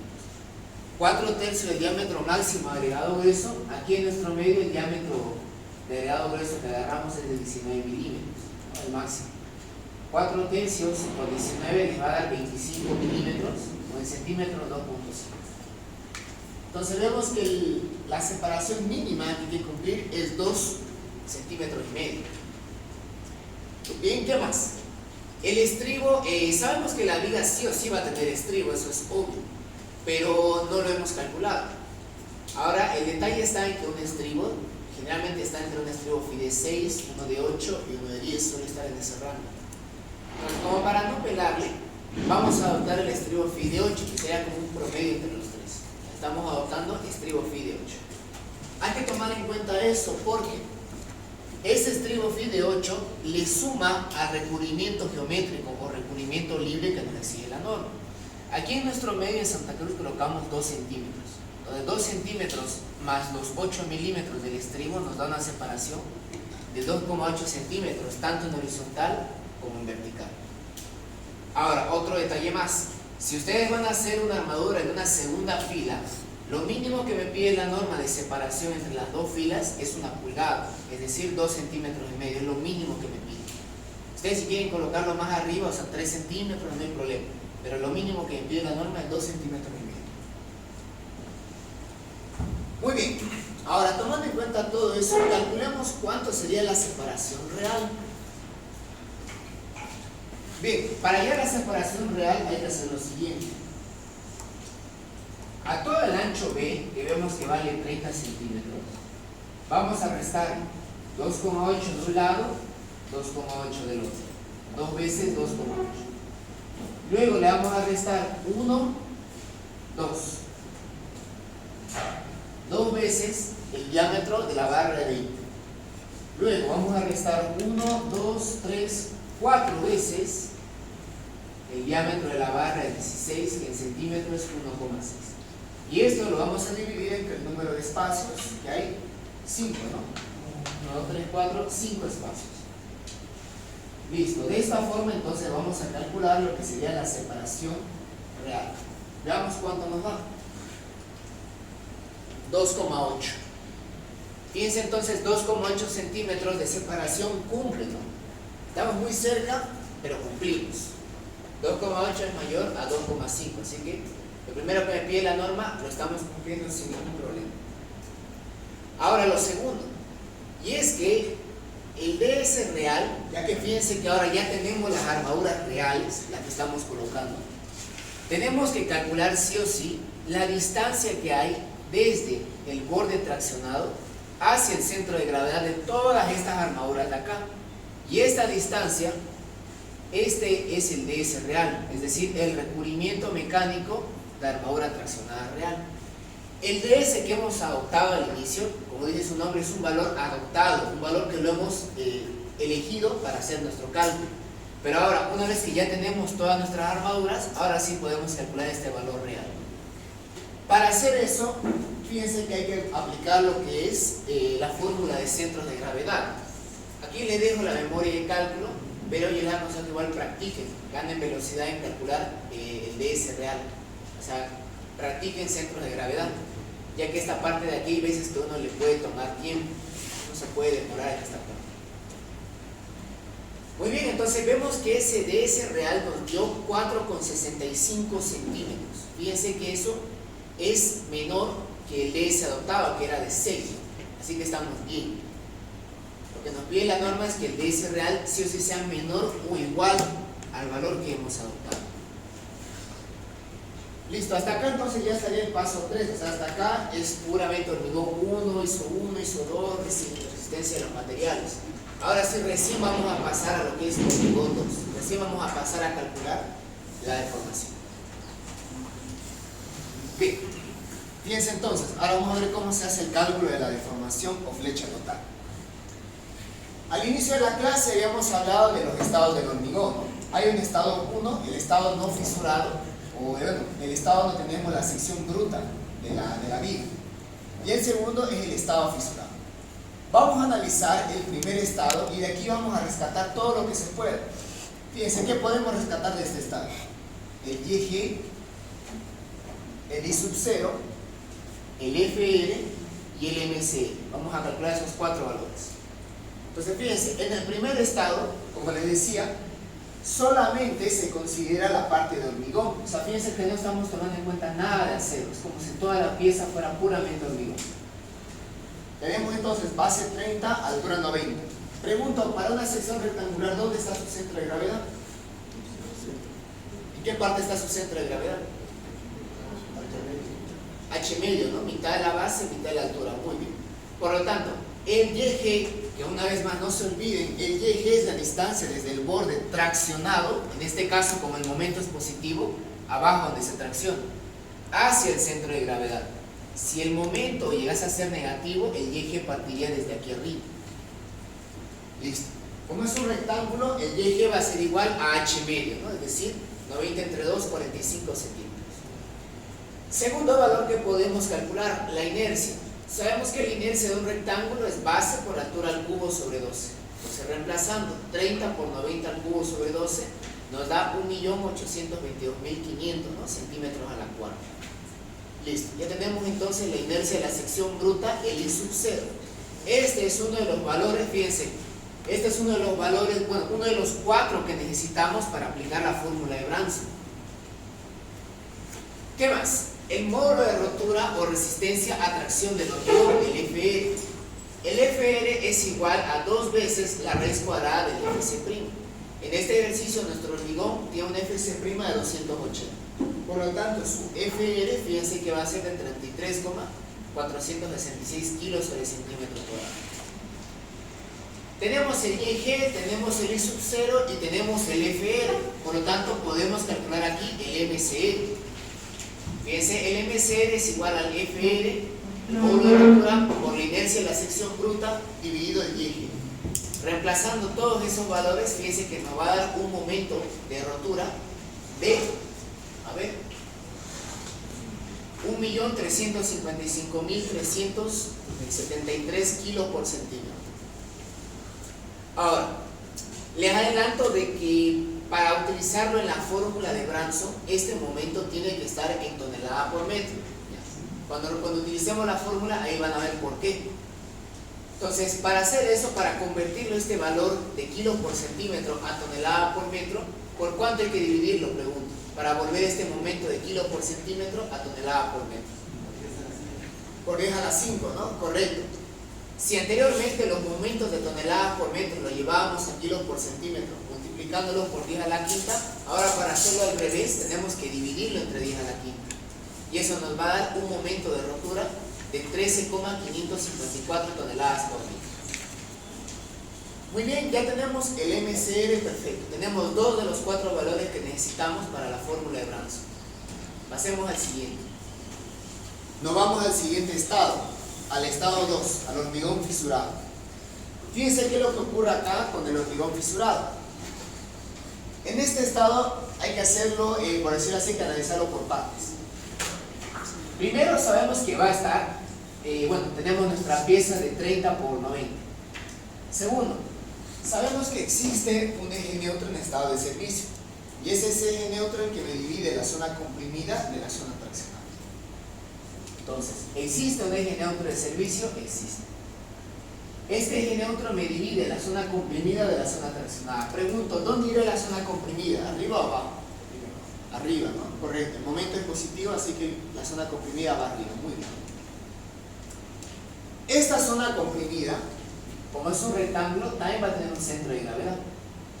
Ahora, este rectángulo, fíjense, sus dimensiones van a ser base B, la misma de la viga, y la altura va a ser la distancia X, que también se la conoce como la profundidad del eje neutro en estado de servicio. Esta distancia que me lleva a este eje neutro. Listo.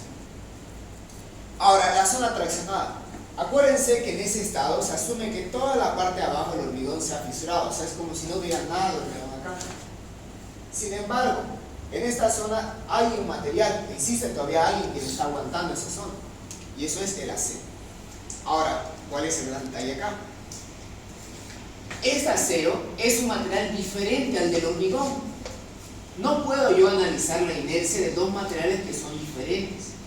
Lo que tenemos que hacer es hacer un artificio, algo que veíamos en recibo, y eso era homogeneizar la pieza, es decir, vamos a convertir este acero a su equivalente en hormigón, y para eso hay que multiplicarlo por el factor de homogenización, ¿no?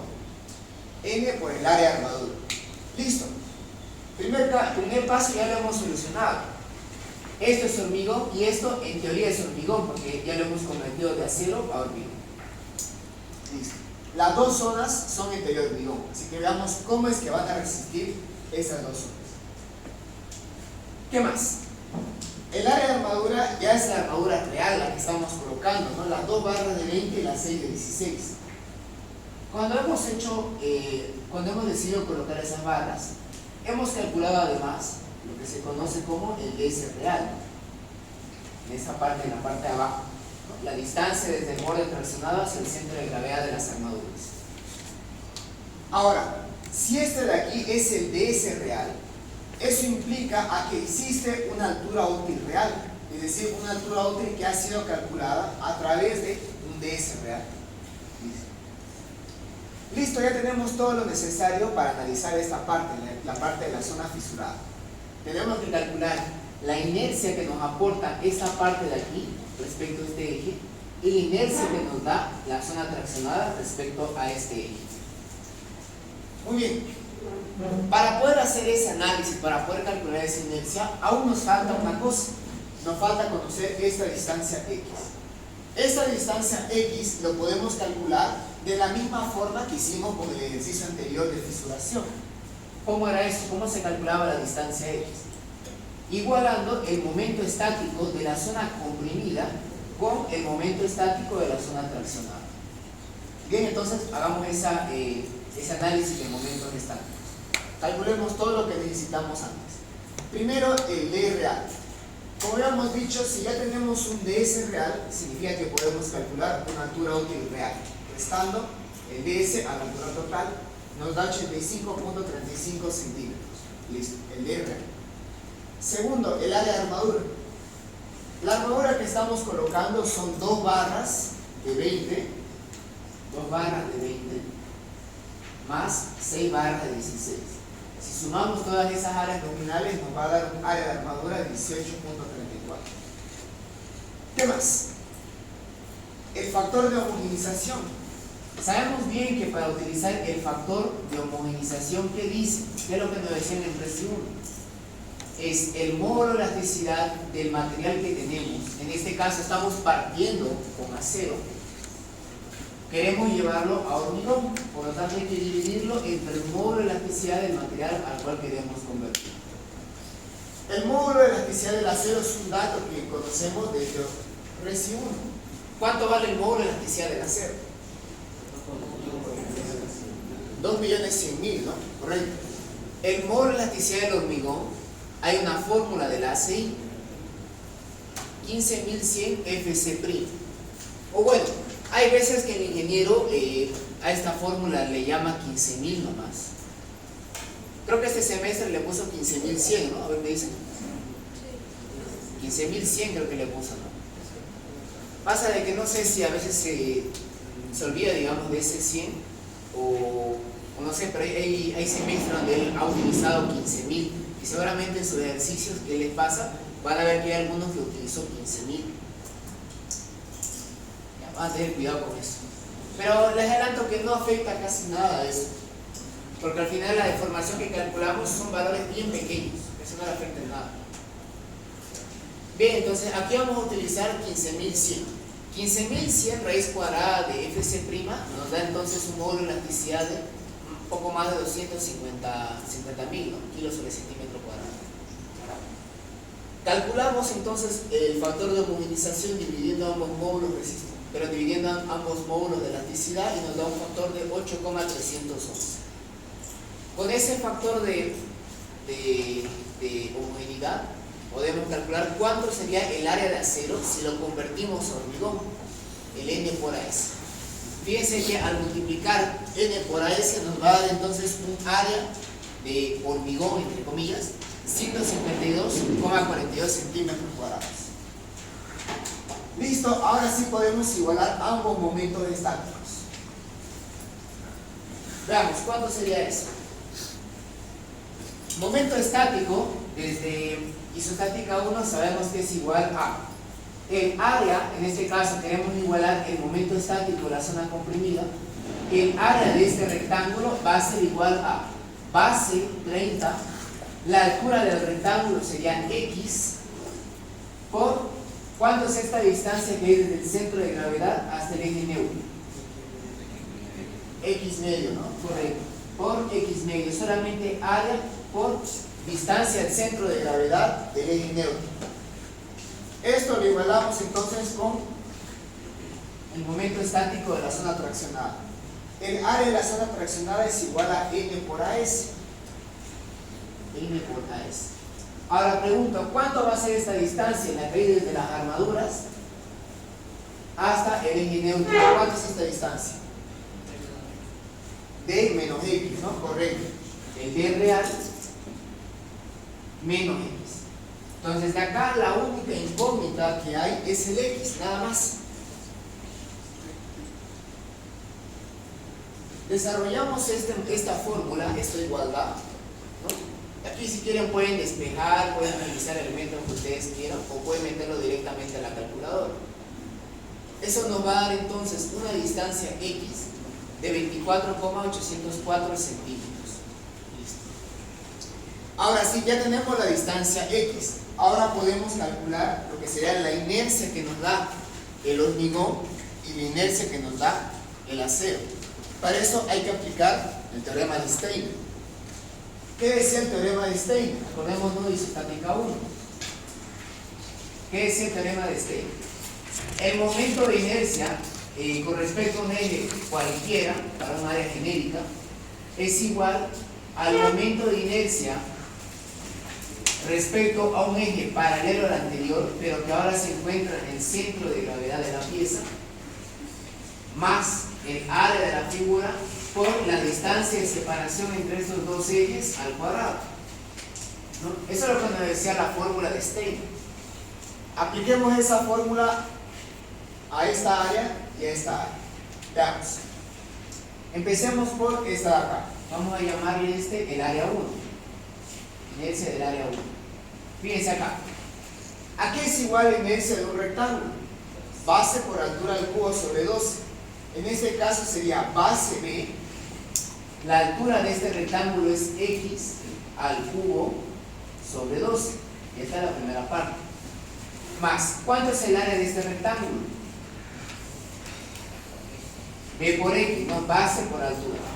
¿Y cuánto será la distancia que hay desde el centro de gravedad de la pieza hasta el eje neutro en estado de servicio? ¿Cuánto es esa distancia? X medio, muy bien. X medio elevado al cuadrado. ¿Listo? Calculando eso vamos a tener cuánto es la inercia que nos aporta el hormigón con respecto a ese eje. Ahora veamos cuánto es la inercia que nos aporta el acero. La inercia que nos aporta la armadura sería inercia de la armadura con respecto a su centro de gravedad más el área de esta figura. Esta área es M por AS. N por AS. Y la distancia, habíamos dicho que la distancia que hay desde las armaduras hasta el eje neutro es D real menos X, ¿no? Entonces aquí va a ser D real menos X al cuadrado. Ahora, aquí ocurre un gran detalle, y es que esta inercia de acá, pregunto, ¿qué pasaba cuando teníamos un área que era muy pequeña? ¿Cuánto daba su inercia? Cuando teníamos un área que era muy pequeña, porque recordemos que realmente esta zona, su área ya está acá, son las barras. Y estas barras tienen un área muy pequeña. Cuando son áreas muy pequeñas, acuérdense que estamos hablando que la inercia es del orden de la unidad de centímetros a la cuarta.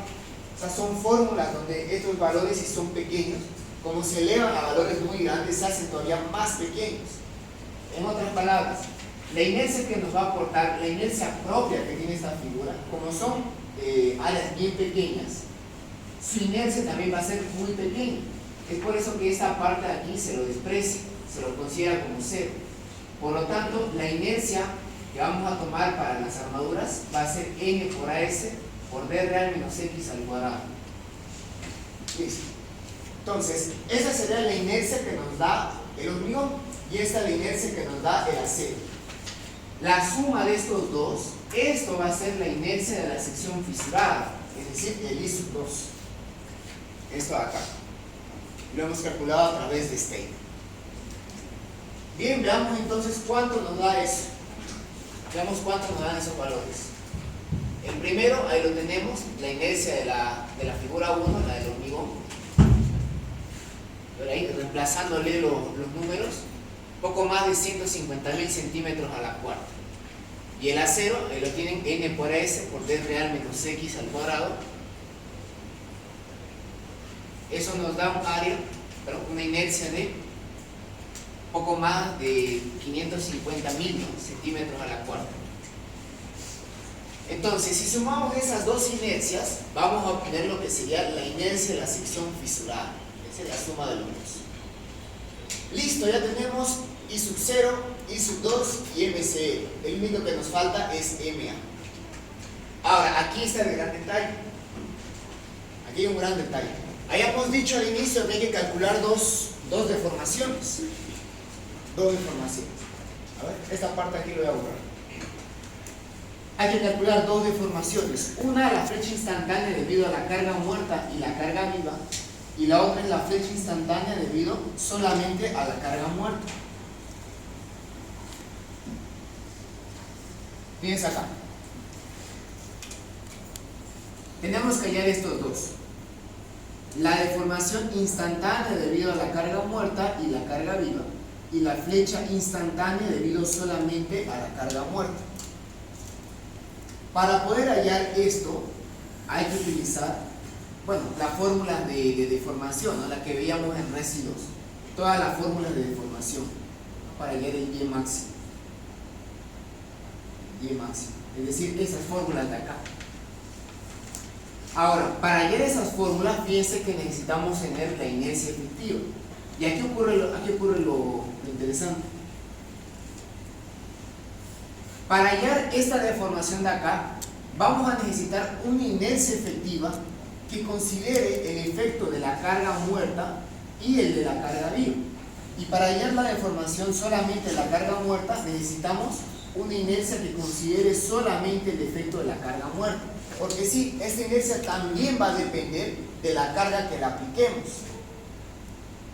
Acordémonos de la fórmula de Branson que decía lo siguiente, ¿no? Fíjense, decía inercia efectiva es igual a momento de fisuración dividido momento máximo en estado de servicio al cubo por I sub 0 más 1 menos momento MCR dividido MA elevado al cubo por I sub 2. Entonces fíjense acá, como aquí queremos considerar el efecto de carga viva y carga muerta, eso quiere decir que el momento máximo de servicio, este de aquí, considera carga muerta y considera carga viva. Entonces, como este valor de acá, como aquí se considera carga muerta y carga viva, vamos a tener un valor MA. Y por lo tanto, si tenemos un valor MA, vamos a tener una inercia efectiva que considera carga muerta y carga viva. Y recién con esto vamos a poder calcular esta deformación de acá. Y aquí abajo va a ocurrir lo mismo. Queremos hallar la deformación cuando solamente hay carga muerta. Por lo tanto, necesitamos hallar una inercia efectiva cuando solamente haya carga muerta. Y para eso hay que aplicar la fórmula de Branson, pero en esta fórmula de Branson el momento MA que se toma solamente está considerando carga muerta. Entonces, en otras palabras, hay que calcular dos MA: un momento máximo cuando hay carga muerta y carga viva, un momento máximo cuando solamente hay carga muerta. Cuando tengamos esto, calculamos inercia efectiva, esta de aquí y esta de acá, y una vez que tengamos estos dos, recién calculamos este de aquí y este de acá. Bien, entonces calculemos, vamos por eso. Vamos a hacerlo rápido esa parte ya para ganar tiempo. Ya por el time porque ya estamos sobre la hora.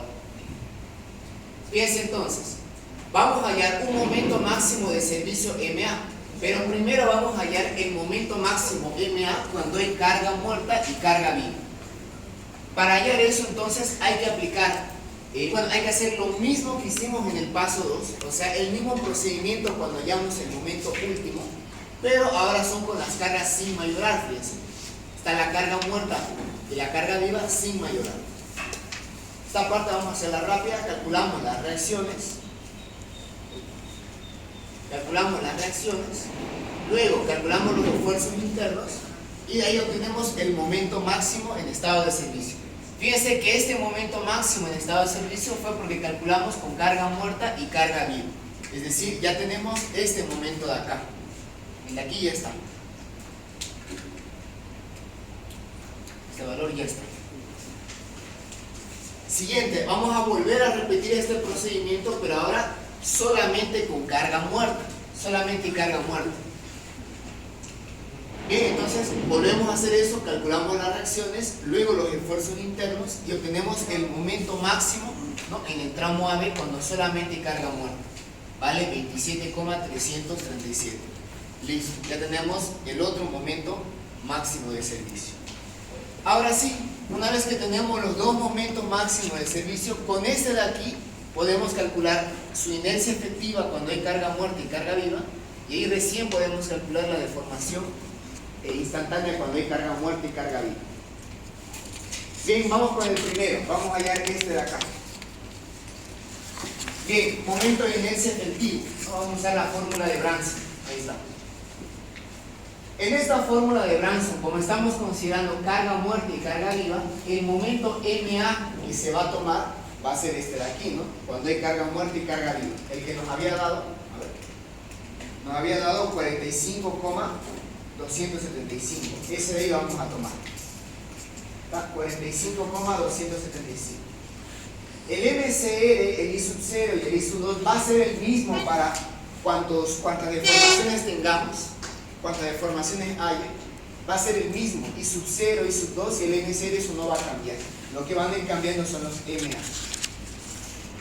Muy bien, entonces reemplazamos el MA cuando hay carga muerta y carga viva y nos da que la inercia efectiva cuando hay carga muerta y carga viva había sido de 741.160 centímetros a la cuarta. Fíjense esto que les decía. La inercia efectiva va a estar siempre entre la inercia I sub 0 y la inercia I sub 2. Siempre va a estar entre esos dos valores, entre I sub 0 e I sub 2. Pero siempre va a estar más del lado de I sub 2. Fíjense, el I sub 2 nos había dado 711.000. Y aquí vale 741.000, ¿no? O sea, está más cercano, más próximo al I sub 2. Listo, ya tenemos la inercia efectiva cuando hay carga muerta y carga viva. Por lo tanto, ahora sí podemos pasar a utilizar la fórmula de residuos y vamos a calcular la deformación máxima que hay en el tramo A. Ahora, aquí hay un gran detalle. Fíjense acá, hay un gran detalle en este ejercicio. Y es que, si ustedes buscan en su fórmula de residuos, ¿no?, para hallar la deformación máxima en el tramo AB, más o menos ustedes viendo el gráfico ya se dan una idea de cómo va a quedar la viga, ¿no?, cómo se va a deformar esta viga. Va a venir algo así, luego esto va a bajar y va a ser. Más o menos de esta forma va a ser la deformación de esta viga. Entonces, si ustedes buscan en sus fórmulas o en algún formulario que piden en internet, es muy poco probable que ustedes se piden con un formulario que esté tomando en cuenta eso. Fíjense, que hay una carga muerta, o bueno, que hay una carga distribuida en toda la viga y una carga solamente concentrada en el tramo AB, ¿no?, con su voladizo. Es muy complicado que ustedes pillen eso. Lo que sí van a pillar ustedes en las fórmulas del ingeniero Vito y cualquier otra fórmula que ustedes pillen, van a ser para vigas simplemente apoyadas. Para eso hay artísimos. Hay fórmulas para vigas simplemente apoyadas cuando tienen carga puntual, carga de momento, carga distribuida, carga triangular, o sea, para todo hay. ¿Ya? Pero cuando hay una viga simplemente apoyada con su voladizo, difícil que pille, muy poco probable. Entonces, ¿qué es lo que vamos a hacer acá? ¿Cómo vamos a darle solución a esto? Fíjense bien. Vamos a simplificar este esquema convirtiendo a esta carga distribuida, lo vamos a volver en una carga puntual y una carga de momento. Se han llevado hiperestática, o no uno como el ingeniero Quilla, tal vez estén un poco más familiarizados con eso. Fíjense bien. Esta carga de acá, vamos a calcular su resultante y el momento que me produce acá. Es decir, vamos a convertir esta carga distribuida de voladizo en una fuerza puntual y en una carga de momento. Esa carga puntual es igual a la resultante que hay en las cargas que están en el voladizo. Es decir, va a ser la carga G 2,4 por la longitud del voladizo 4. Eso nos da 9,6 toneladas de fuerza puntual. Y el momento va a ser la carga distribuida del momento por la longitud del voladizo al cuadrado sobre 2. Fíjense, la carga 2,4 por la longitud del voladizo 4 al cuadrado sobre 2. Eso nos da un momento, fíjense, un momento antihorario de 19,2 toneladas por metro. Y bueno, estas dos cargas que se encuentran en el tramo AB las vamos a sumar y eso nos da una carga distribuida de 3,6 toneladas por metro. Ahora, vamos a aplicar un principio que lo conocemos desde resistencia de materiales 1, que es el principio de superposición de efectos. ¿Qué nos decía el principio de superposición de efectos? Fíjense acá. La deformación que vamos a obtener de esta viga, esta deformación de acá, esta es la flecha instantánea debido a carga muerta y carga viva, va a ser igual a que si sumamos la deformación que nos produce cada una de las cargas por separado, es decir, la deformación que nos produzca la carga distribuida, la deformación que nos dé la carga de momento que tenemos en un extremo,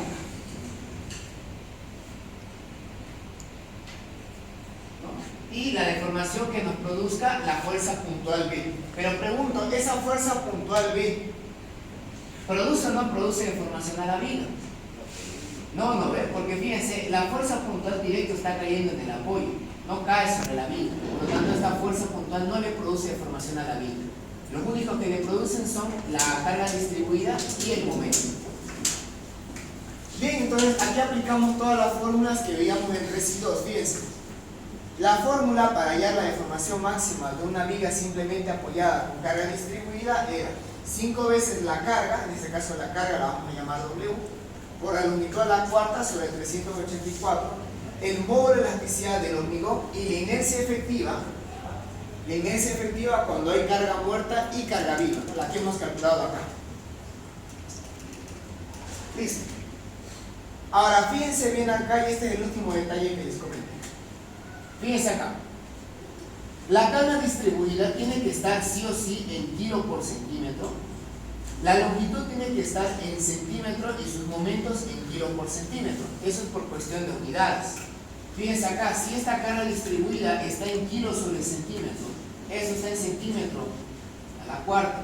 El módulo de elasticidad kilo sobre centímetro cuadrado y la inercia centímetro a la cuarta, al simplificarse nos va a quedar una deformación en centímetros. Así, una deformación en centímetros. Si ustedes hubieran colocado la carga en tonelada por metro, la longitud en metro, le hubiera dado cualquier cosa. Y tengan mucho cuidado porque estas fórmulas son bastante sensibles. Un error, un fallo de unidad que le hagan acá, les arroja cualquier cosa. Bien, fíjense que aquí la deformación nos dio negativo. Eso quiere decir que la deformación va hacia abajo. Segundo, vamos a ver la deformación que nos produce el momento. Para eso aplicamos la fórmula, también tiene fórmula esto.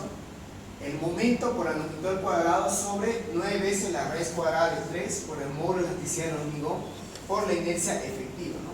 ¿Qué inercia efectiva? La que se da cuando hay carga muerta y carga viva. Reemplazando todo eso vemos que nos da una deformación positiva, es decir, una deformación hacia arriba de 0,8 centímetros.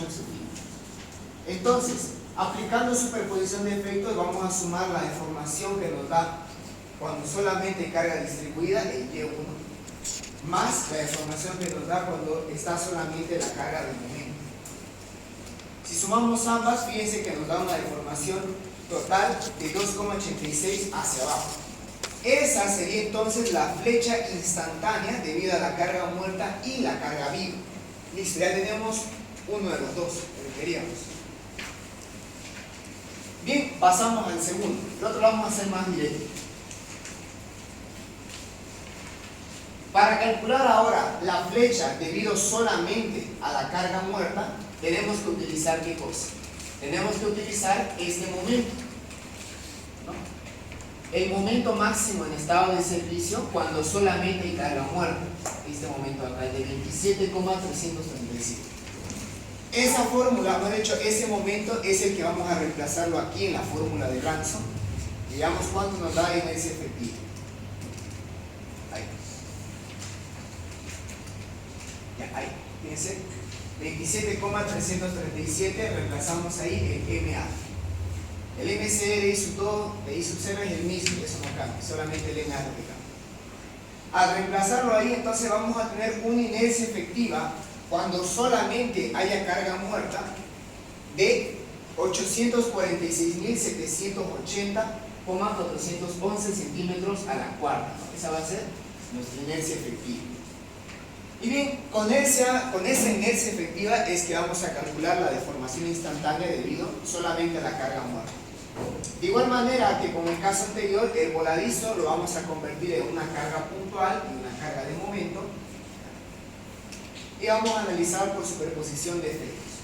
La carga distribuida la llevamos a kilo por centímetro. Fíjense que para llevar de tonelada por metro a kilo por centímetro solo hay que multiplicarlo por 10 nada más. Ya, igual llevamos el momento a kilo por centímetro y reemplazamos. La fórmula para hallar la deformación máxima cuando hay una viga simplemente apoyada con una carga rectangular, la conocemos. Cuando hay una carga de momento en un extremo, también ya la estamos conociendo. Vemos que el primero nos da una deformación hacia abajo de 2,14 centímetros y el segundo una deformación positiva hacia arriba de 0,70. La suma de ambas deformaciones nos dará por superposición de efectos la deformación, ¿no? La flecha instantánea debido solamente a carga muerta. Eso nos da menos 1,44 centímetros hacia abajo. Entonces, ¿qué podemos concluir con estos dos hasta el momento? Y es que ya tenemos estas dos deformaciones instantáneas. Cuando actúen sobre la viga la carga muerta y la carga viva, esta viga se va a deformar hasta 2,86 centímetros. Cuando en esta viga solamente tenga carga muerta, esta viga se va a deformar 1,44 centímetros. Eso es lo que nos dicen estos valores de aquí. Ahora bien, vamos entonces ya para finalizar a calcular la flecha total, que es lo que nos pide. Bien, la flecha total es igual a la flecha instantánea debido a la carga muerta más la carga viva más la flecha diferida. Sin embargo, la flecha diferida sabemos que es igual a la flecha instantánea debido a la carga muerta más un porcentaje de la carga viva por el coeficiente beta menos 1. Pero como en este ejercicio nos pedía que no se considere nada de carga viva para la flecha diferida, entonces aquí esta parte se hizo así. Este valor lo tenemos y este valor es el que hemos calculado aquí abajo.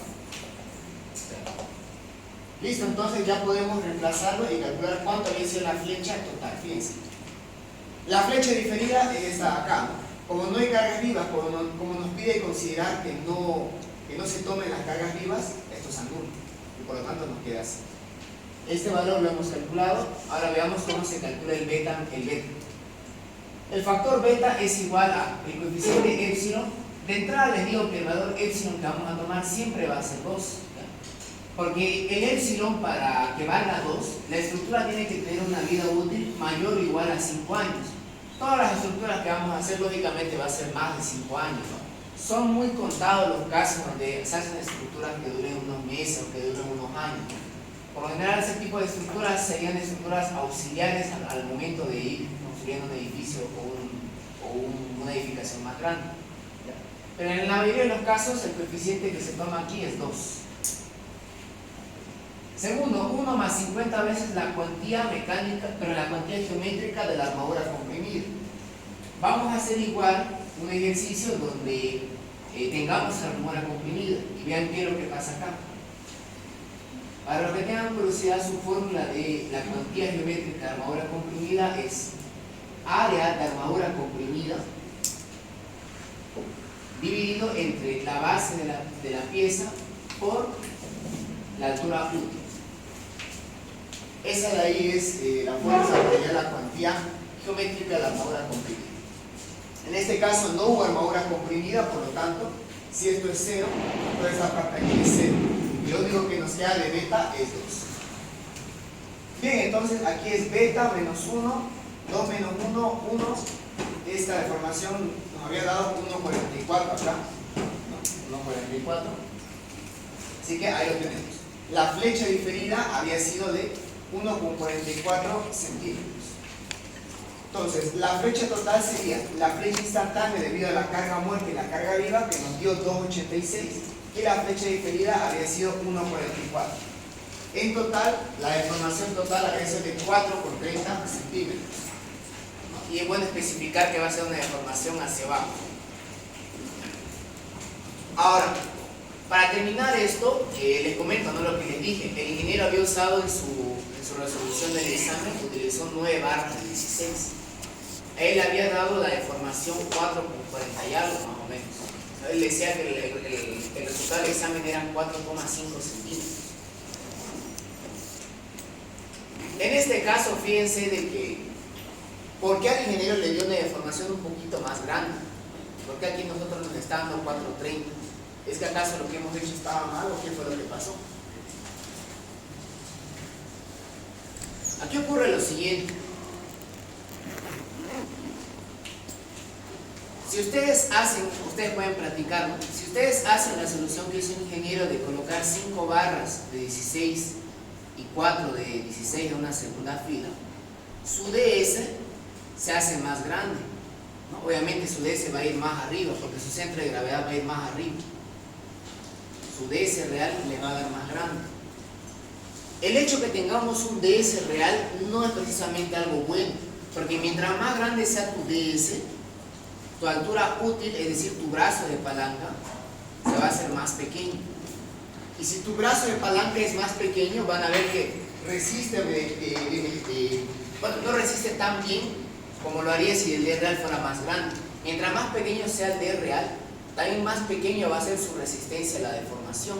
Es por eso que al ingeniero le dio una deformación más grande, porque sus barras la colocó más arriba, ¿no? Porque su DS le dio más grande y por lo tanto su altura útil se hizo más pequeña.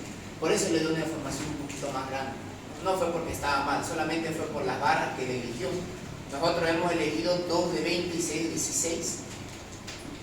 Fíjense, nosotros al elegir 2 de 20 y 6 de 16 ocurrió esto. Como elegimos 2 de 20,